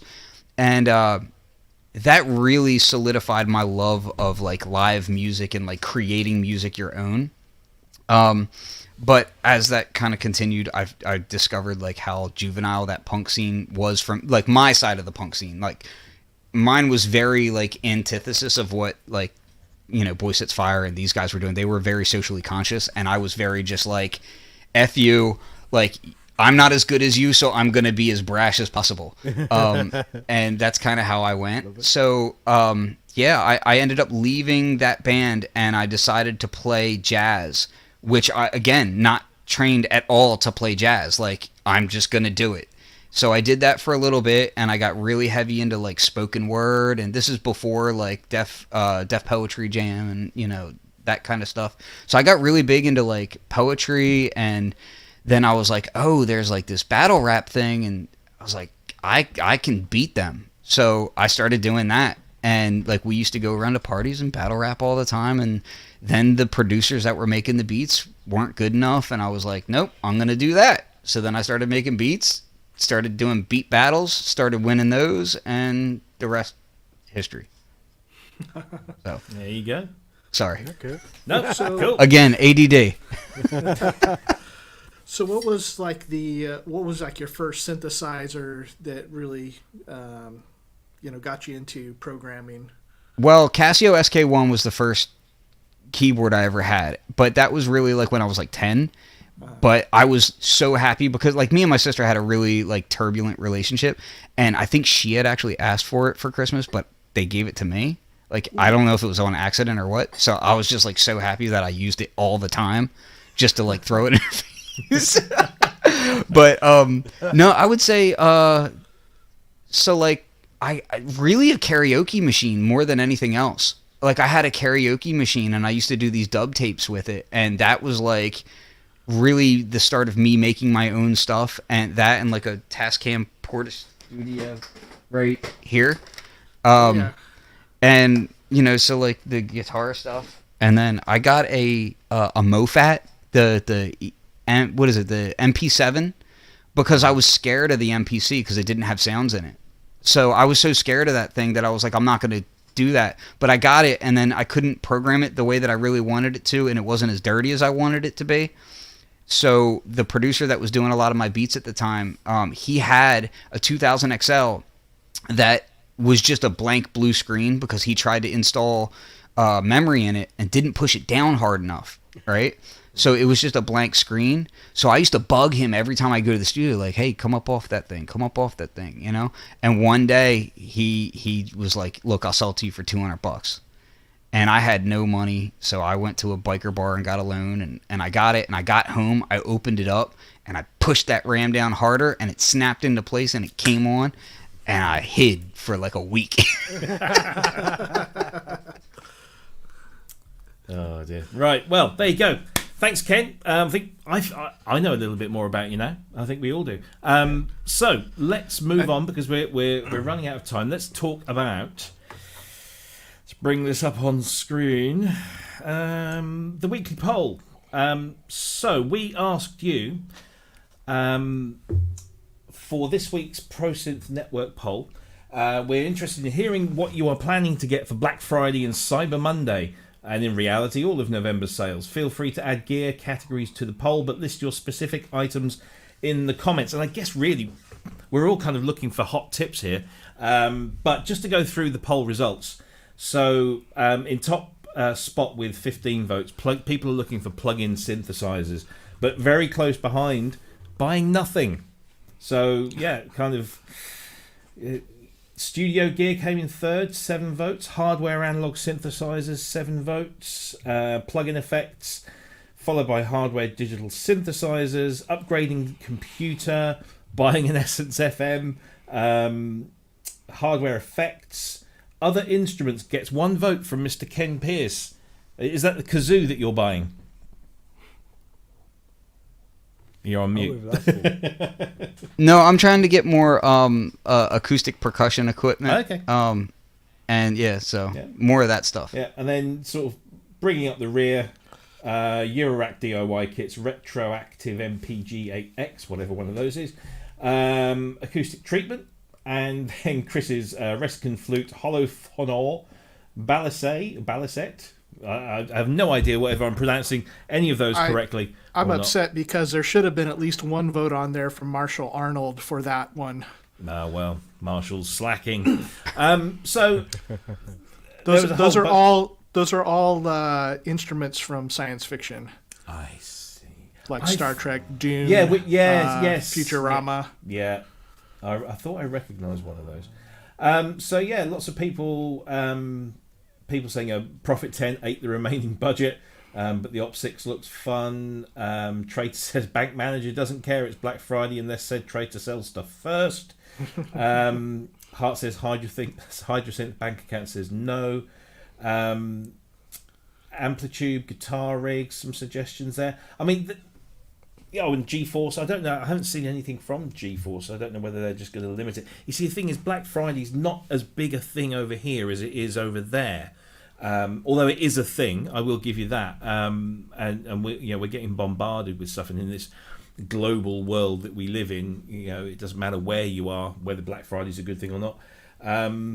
We can still partake in it. But let's just go through. So, Cryss, have you seen any really good bargains yet coming through? Any hints or tips? Yeah, the sales start really early now. And, yeah. So I have picked up some stuff, and I'm waiting for Amplitude to be released. Amplitude to be released. But a couple that I'm really looking forward to, I guess, are probably waiting till Black Friday. I'm like, So GeForce Mtron Pro and some packs to go with that would be probably the foremost on my list. Let me pull up my list here. But dude, I have a list because you got to prioritize. This is true.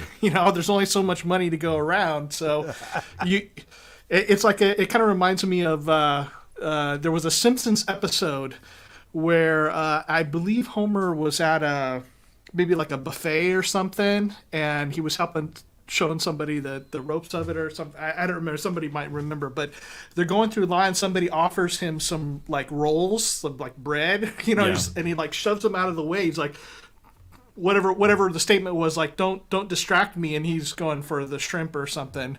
But that's the way it feels like we could just blow a lot of money on $20 stuff, but I want to make sure that I've got the money set aside for some very certain things. So, Cobalt would be the next hardware, but the Mtron Mellotron software, really am digging and am looking forward to getting that. And so, of course, the thing that you got to do is Google Black Friday of the past to find out. So GeForce usually does Black Friday stuff, 50% off. So that's what I'm waiting for. Cool. Ben, have you got your eyes on anything? Well, if I'm getting anything, I think it's going to be like some sort of software thing, maybe an effect or whatever. But it's such a sign of the times that this time last year, Black Friday, I was that close to buying a Moog One. And this year I'm umming and ahhing about buying like a £20 plugin. So that's what effect this year's had on my finances. Yeah. I just missed out on the Moog One by, I reckon, seconds last year. Was that an eBay thing, was it? No, it was on one of our local, music stores websites. Oh, right, okay. I can't remember which one it was, but it was £4,000, and I just did some rejigging of money and stuff, and I was certain that it was all in one place. Went back and it said got sold out. Oh, so gutted. Yeah. Ken, have you got anything apart from your percussion? Anything that you've got your eye on for Black Friday? Any hints or tips? I'm trying to not look because I'm I have this thing called debt. Yeah. I'm really honestly I'm really trying not to look, because if I look, I'll be like, man, that's too good of a deal to pass up, and then I won't pass it up, and then I'll be like, man, that credit card bill should probably get paid. Yeah. So I'm really trying to be better about paying down debt this year. But man, I'm really looking hard at some absurdly expensive outboard gear. Like, I really want 2 Neve Shelford channels. Right. And I really want Louder Than Liftoff, Silver Bullet. So those are kind of like high up on my list. Yeah, it is a tough time of year because it's so close to Christmas. You know, I have to sit here and think, right, okay, so we need to budget for buying presents for people. Although this year might be slightly different. But my son's birthday is in like 3 weeks' time, so I've got to think about that. You know, I've got my eye on a few things, but not Black Friday things. And I think there's nothing that's really kind of grabbed me and said, oh, yeah, I'm going to have that because it's like ridiculously cheap. I was going to go for some stuff, and then I thought, hang on a minute, I've got stuff that does that stuff, and just because it's on sale, it doesn't mean that I need it. So I'm trying to be really, really careful. But I was doing some, so I acquired a whole bunch of these. So you have Vimeo auctions, the Sphere Music auctions. So there was a whole bunch of old Yamaha Sound Source Unlimited patch libraries. All look, these are all still sealed. That's crazy. Still sealed, still with the Argent's price sticker on the Argent's. If you don't know, Argent's, they were just like the music store in the UK. They were based on Denmark Street in London, and all of these came from Argent's. And these, these TX81Z packs with the discs in and the manuals and stuff. So I bought these knowing full well they're in Atari format. So I thought I'll be able to get around that with emulators, and there's other kind of tools that you can use to convert files and stuff. It's a long and laborious process, and I have to say a big thank you to Dr. Synth in the chat room for helping with some stuff earlier on. But yeah, so I've actually been sat here today going through eBay looking at Atari STs. Oh man, I just to do this, and then because I had one years and years ago. Where would you put it? Exactly. I mean, the CX5 would have to go somewhere else. And see, this is the problem, man. This is exactly it. It's like we start, especially as we get older, we get to this point where we start remembering things that we're like, hey, I really want to mess with that. And then you start trying to get it, and then you're like, oh man, where am I putting all this stuff? And then my wife hits me. Yeah. So you can't do this with emulators, then? Yes, you can. You can. It's just a painful process. So there's an application called ST Recover, which is a Windows only thing. Works best on Windows XP. Well, luckily I've got an old Windows XP Dell laptop, so that does it. And that scans the entire disk sector by sector and copies it, and then creates an image file. You then take that image file off your XP computer and you put it onto, in this case, my Mac. You open up an ST emulator. So the one I'm using is Hatari, which is Atari with an H on the beginning. But there are others. Steam's another one. And then you fire that up, and then you load the image as a floppy disk in the emulator, and then you have to set up a folder on your desktop of your Mac that the Atari emulator can see, and then you extract the files into there. And then once you've got them onto your Mac, then you have to see whether they're sysx files that are just with a different extension on. Most of them, thankfully, are. But these sounds Unlimited. Great. Oh, I'd love doing that. I can't, it is a sick fascination. But Sound Source Unlimited used to do all their discs in different versions. I'm not entirely sure if you're going to pick that up, but you can see that they mark the one that this is for on the disc. Yeah. So you can have it in all sorts of formats. There are some places you can buy these legitimately, as in downloadable versions of these, but some of them are long out of print, and so it's just a case of like scrabbling around auction sites and find. So yeah, I've been looking at Atari STs. I've been meaning to get a TX802 for a while because a lot of these discs are TX802 discs. Oh, so that's prompting me to go out. There is one on eBay that I'm looking at. That's a really good price. Have you? Do you want to sell it? Mates rates. The cartridge slot doesn't work on it. That's the only problem. We can fix that. So that's where my money is probably going to be going this Black Friday. And then I've got to think about my son and his birthday, because that comes up early Christmas, or before Christmas, and then we've got Christmas. But see, all my kids and nephews and nieces all hit right around this time of year, so it's like one after the other after the other. And it's like, you know, well, I know what I was thinking. Well, yeah. And it was Not with this. Synths. We were not thinking with this. Yes. But yeah, I mean, you know, this time of year, I was just thinking about that earlier. I was like, man, it's really sad how commercialized everything is with the holidays, because it'd be great if we could just commercialize a non-holiday and have these deals happen elsewhere, which they kind of are now, right? Yeah. Like there's like Amazon Day and you know, all these other internet things that are happening. But yeah, I just want to like do these sales more often. People hook me up. Yeah, exactly. And I think, you know, now that we're at home a lot more, or, you know, a lot of us are at home a lot more, you know, we're spending more time in front of a computer thinking, oh, look at that. There's a little deal there. There's a little offer there. I've certainly bought way too much stuff since we first locked down in March, which is crazy. But there you go. So Black Friday. When is officially Black Friday? It's the Friday. It's next Friday. It's this Friday coming, isn't it? After Thanksgiving. Yes. Yeah. This week. Okay, so that's when we'll probably see the bulk of them come through. Another one I saw, which I've always been tempted by, and then pulled myself back from the precipice, is Mixbus 32C. So, you know, the Harrison Mixbus DAW.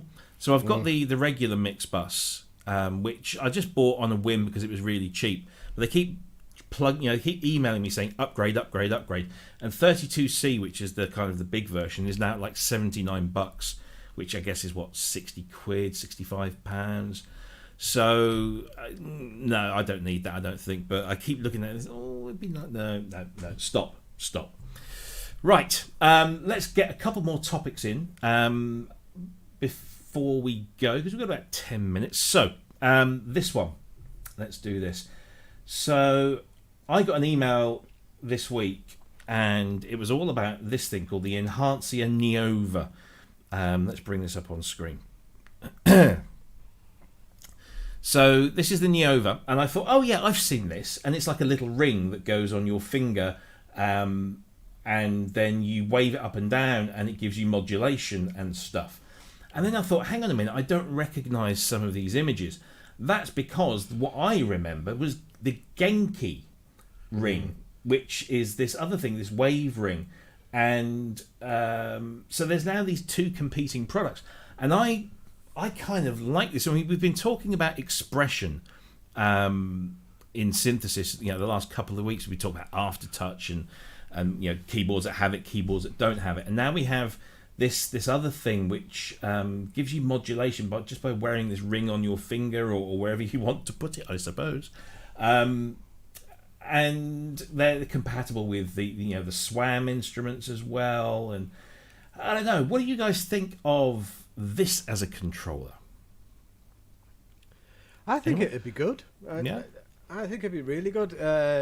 I don't know what it offers that you couldn't do with MPE controller, perhaps, but I like the. It seems as though the people demoing it were just like getting to grips with it straight away. It must be really intuitive, you know, the way that it operates. The bending of notes was like performed with just like a rolling of the wrist kind of thing, and then that thing that we always do about like wobbling the keys, that worked like really well. So yeah, I think it's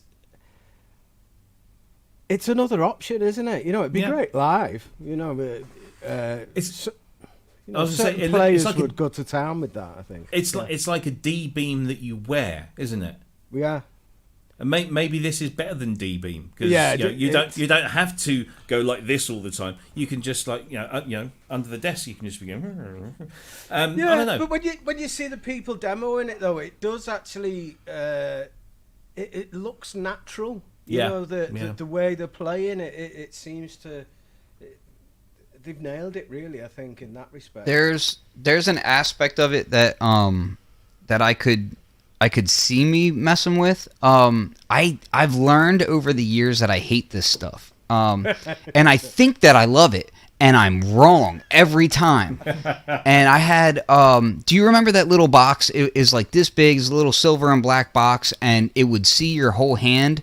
Yes. And you could do like MIDI stuff with it and all that. And I was like, this is going to be, I'm Tony Stark! And I was like, I was so excited, and I hated it.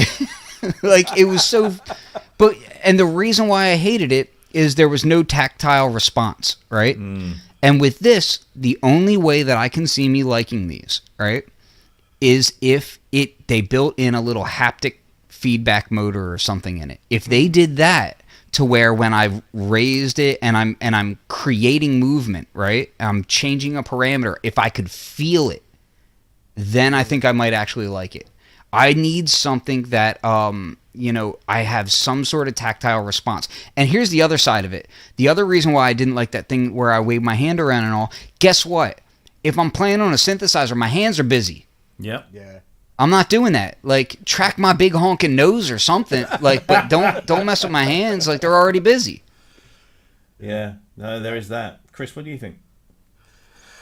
Yeah, I mean, just initially it seemed a little gimmicky to me, but what I thought about it is this may be a solution for, synthesizers that have MPE capability but yet don't have any sort of MPE capability on their keyboard itself. So it can provide some of that. I mean, and it looks like a mood ring. They just need to change that top black bit to like that kind of opal look. But it might be something good because on some of the demos of the original device that we showed, they do a lot of exaggerated movements when they're doing it. It's like, every note is like, this stuff, and you don't need to do that. But how I feel about it is that something that brings me closer to the feeling of a non-keyboard instrument like a guitar, where you have an extraordinary amount of expressibility just by how you touch the string, how how your vibrato is versus somebody else. That can make a big difference. So something like that, I could see that being a very expressive tool. Leave your mod wheel and that kind of stuff for doing timbre changes, and then you can have some wiggly vibrato like Vangelis, or but you're doing it with your finger. And in fact, some of the playing that was not as flamboyant in its waving everywhere, when he was playing, it looked like somebody that would have been playing like a CS80 or a Hydrosynth or something, where they're doing this stuff and they're pushing into it. So I think it could be an interesting thing. It would be probably the type of thing that you'd want to invest a lot of time into getting it right. I mean, as a player. So, I don't know. Would I get one? I'm not sure, but the other one's cheaper too and does more. At least from what I read, like I compared the prices, it's cheaper. I forget the name of the other one, but it does, I think, 6 different gestures, whereas the Neova does 4, I believe. Yeah, the Genki does seem to be better featured, and also it has that little does it have like a screen. button? Yeah, it has a button on the side, so you put it on your index finger.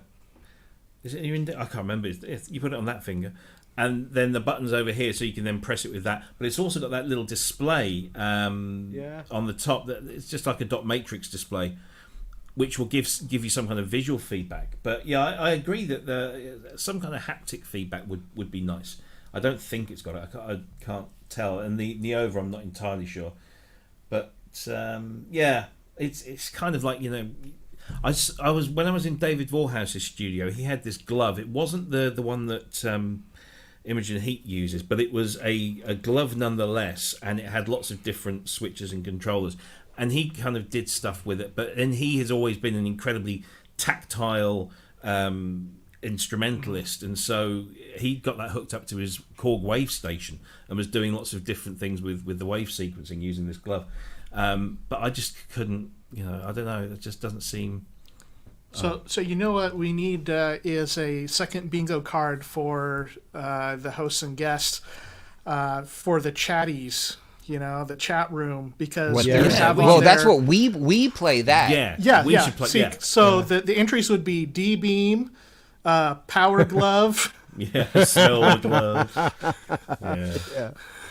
Aaron is encouraging me to, and by me putting this on screen does not constitute me saying it, but he's trying to implore me to say that word, because I noticed it there. I will say I did look up the MIDI specs and for latency and that sort of thing, because that's the other thing. Anything that's wireless, I'm always very like, and I mean it's all saying it's like millisecond and sub-millisecond latency, which is pretty impressive. That's good.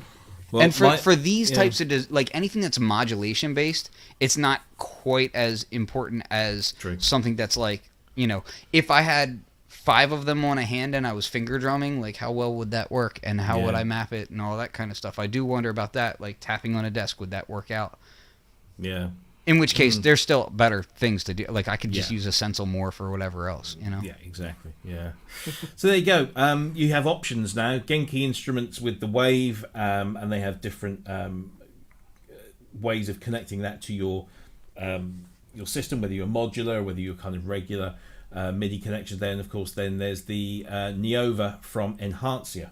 So I think the Genki's from Iceland and the Enhancia's from France, if that makes any difference to anyone. Just thought I'd throw that out there. But you've got options. So let's move on to our final topic, which I think a lot of people have been talking about. I just need to reshare my screen to get the audio on this one, because I suppose this one. So the news this week that Junkie XL, or aka Tom Holkenborg, is selling off a huge amount of his synth collection, including things like his CS70M. I think he's selling his Jupiters. He's selling in those did days, I see he was selling some of his Emax pads, especially if you mix it with really nice delay. And so, what are people's thoughts on this kind of thing? Because I've seen a few of these in recent months of famous musicians selling off their gear, and they go for extortionate prices. So, for example, we've had Rick Wakeman. Was it Derek somebody or other selling a whole bunch of stuff off on Reverb? Got Junkie XL, and they go for, I mean, the prices are just insane. I mean, they're beyond. That's all I could think is like the prices are going to be hiked up again. Yeah, and he's a really cool guy. Like I've met him a few times, really nice guy. And the thing is like I'm a little bit sad about this because I love his videos on the gear. Yeah. Like, and I love hearing him use this stuff. But his video series on YouTube is fantastic. Like really great stuff. So on that level, I'm actually a little bit sad. I hope whoever gets this stuff ends up, using them in interesting ways that, other people can enjoy. But I do fear that, like, if this stuff goes for absurd prices and whatnot, we'll probably never see it. It'll be in some, rich collector's hands somewhere, and, That has been kind of the general vibe around this. I guess the only redeeming feature with this is that he is giving all the proceeds to charity. So hats off. He's not profiting himself, but I mean, look at this. I mean, you've got a Memory Mode. You've got a Prophet T8. There's the Proma, and then there was the Stretch DX in there as well. The Ensoniq VFX, DW8P, JP880. CS70M. What's that? Is that Hammond? No, it's a Yamaha. It's a Yamaha organ. And then there's modular stuff and orange amps and Triton racks and look, the JD800. I hope that's had the glue fixed. And there's just a whole ton of stuff in here. Junos. That was the one that interested me, was the PPG 2.2 and the Wave Term A, because that's proper. Did you notice that how well kept everything was? Everything was like in immaculate condition, except the PPG, which looked as if it had been run over by a bus. Yeah, I've never seen an immaculate PPG, to be fair. Yeah, I mean, I've been him, but he does take care of stuff. I remember his Yamaha CS video, which was just super cool to hear. But he went through the entire series of CS synthesizers he had, but even in that video, he's like, yeah, 2 of them are gone right now because they're being fixed. So that's a lot of expense to keep going out of for your studio to maintain all that classic piece of gear. He did have yellow stickers all over the place as well, didn't he? For like "Do Not Sell." I noticed it said on them. Oh right. And he was selling the Jupiter 8, but the Jupiter 6 had a "Do Not Sell" sticker on it. And I noticed, his big Moog modular wall. That had a sticker on it. And I thought, would it be hilarious if he came back from wherever he's going, and that was just an empty rack with that one unit left all in these it. little cables just hanging down. The "Do Not Sell." But it's interesting. He had an S6000 as well that had a yellow sticker on it and all. Oh right, so he's keeping that. Yeah. See, here's the time for some sort of sponsorship that after he sells his Jupiters and whatnot, that Roland Cloud or Arturia V Collection, that he sold his gear and is using our stuff now. Yeah. Don't know if he would do that, but if he wanted to make some money, that'd be the way to go. Yeah. And word is that there is a new V Collection coming out soon, so I hear. I've heard 1 or 2 hints at what might be added to it as well, which is some of those are quite interesting. But yes, Junkie XL on Reverb, selling that. I think it goes live early December, if I'm not mistaken. Just trying to find the thing here. Hey, Robbie, I just thought of one thing. And again, I'm sorry, it's ADD, but if I don't say it, I'll implode. There is one thing that I'm doing as far as like Black Friday, and like okay. I'm putting a fund away because I'm trying not to do this, but I think it might happen. Is I really want that vintage vibe clavinet. Okay. And it's been like on my mind heavy. Like I went and researched the pricing and all that, and I was like, oh, it's really expensive, but it makes sense that it's that expensive. Yeah. And so that's the other thing is like I'm like, you know what, my Black Friday money is probably going towards that. Oh, there you go. Well, it's a good investment. So more famous people selling off gear. Did anybody notice that the Yamaha, was it CS5, that had Aphex Twins sleeve notes scrawled on the bottom? Yeah, it was. Yeah. So was that actually Aphex Twins' machine? Or was that just somebody who got one and scrawled that on? I presume it is. Because basically the bids had gone up to like over $21,000, and then the seller pulled the item before it closed. All right. And that's so typical of somebody. I haven't got what I wanted for it. Yeah. 21,500 for a CS5 just because it's got something engraved on the bottom. I don't care who it belonged to. I got 50 quid for mine. Yeah. We also don't know what there could be a backstory. Maybe it wasn't legit, and maybe some lawyers got in contact. Who knows? True. Yeah, it could be. That's a good point. Because it was Alex Ball that said that when RDJ sells his stuff online, he does it anonymously and he just puts it out there. But he puts something in the box so that when you get it, it says, this was Aphex Twins. That's awesome. Signs it. So I think Alex bought something and had no idea, and then when it turns up, it's got this little thing inside that says, provenance for the machine. Which that is awesome. It's a bit. He's like the Banksy of the music world, That's like that. Getting that golden ticket. Yeah, exactly. But it's like Banksy, because wasn't there somebody? You guys have Antiques Roadshow over there as well, and some guy had got a Banksy painting that had been taken. Oh from yeah, the and it building. got shredded. Absolutely, because they keep a record. Banksy's people keep a record of everything, where it is, and if somebody takes it and gets it valued and it's not in its original location, it's worthless. I thought, yes. Right. I loved that whole shredding thing, but then the shredded piece becomes a work of art that's worth, X amount even more, you know? For my daughter had her 14th birthday just this past weekend. So what she wanted to do was she wanted to go to the Museum of Art.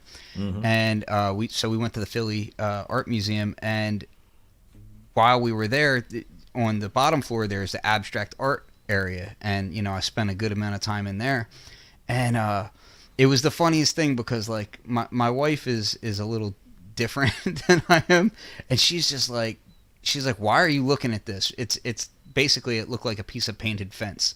And I was like, it's actually really interesting. I was like, and she's like looking at me like, you're absolutely insane. I was like, no, you need to read why this is interesting. Like, it has like information here, and then you can understand what the process is, blah, blah, blah. And like, she just wasn't having and I'm like eating it up. So yeah, I mean, you know, things hold different value for different people. You know? Absolutely. Yeah, absolutely. I remember I went to, we have, the Tate Museum and the Tate Galleries over here in the UK, and Tate Modern, which is on the South Bank. I was going to like a big government thing that was being held in a, so Shakespeare's Globe Theatre has been recreated in London, and underneath there's a massive like event space, and I was going there, and next door is Tate Modern, and I had some time to kill, and I went in there, and just like 3/4 of the stuff I was like, no, don't get it. Just don't get it. But some of it is just like, wow. And then you show someone, they go like, no, don't get it. So it's so unique. It's so unique to, well, the thing that I had said to my family was, I was like, the thing about this is, I was like, you say that it's easy to do and everything. I was like, but you didn't do it. They did.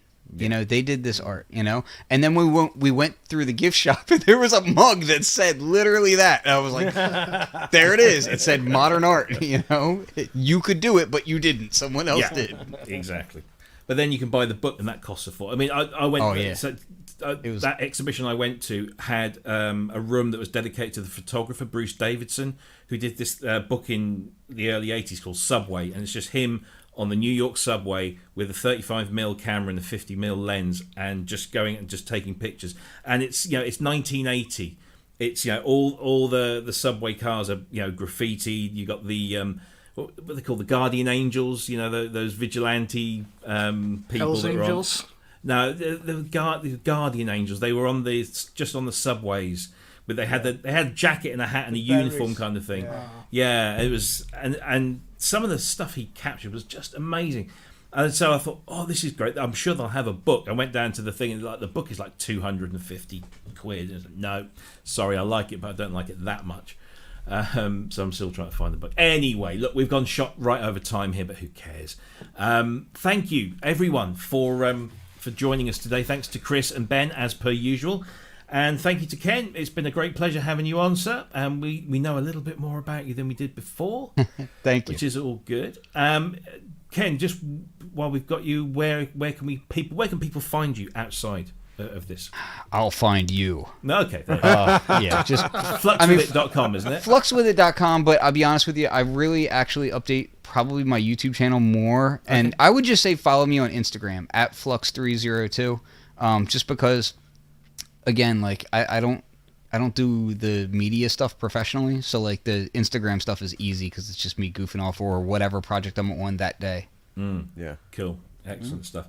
And if anybody wants to donate, of course, we are incredibly grateful. People have been donating throughout the show.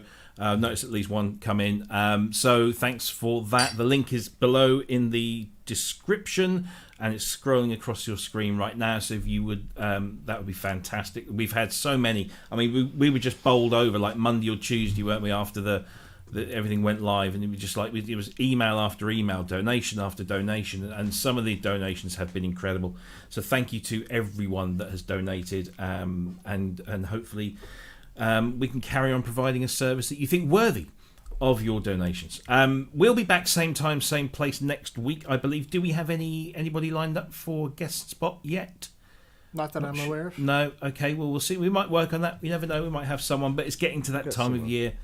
So we might have one or two before the end of the year. But guys, we also need to figure out what's going to happen over the festive season. Whether we're going to do shows or not. But we'll take that offline. We'll do that later. Guys, thanks ever so much for your input. Hope you guys in the chat room have enjoyed it. Thanks to everyone in there. I do promise I do try and keep a track of what's going on in the chat room, but I can't, so I won't lie. And we will see you same time, same place next week, 8 p.m. UK time, midday on the West Coast, and 3 p.m. on the East. For Ken, I will be sure to send you an angry private message at 1 a.m. for you Yes, tonight. please do that. Yes. Oh yeah, that was horrendous. Yes, that was funny. That was Man, fun. the internet. Yeah, quite. Yeah. We should do a whole show on stuff like that because that was crazy. I know Alex has got a conspiracy theorist on his one, hasn't he? He's got a guy that keeps telling him he's part of the Illuminati. Oh God, I can tell you. I won't get into it now because we're ending the show, but I've got stories about that. Yeah, I bet. Anyway, thanks ever so much for everyone's input. We will see you same time, same place next week. Take care, everyone. Bye bye.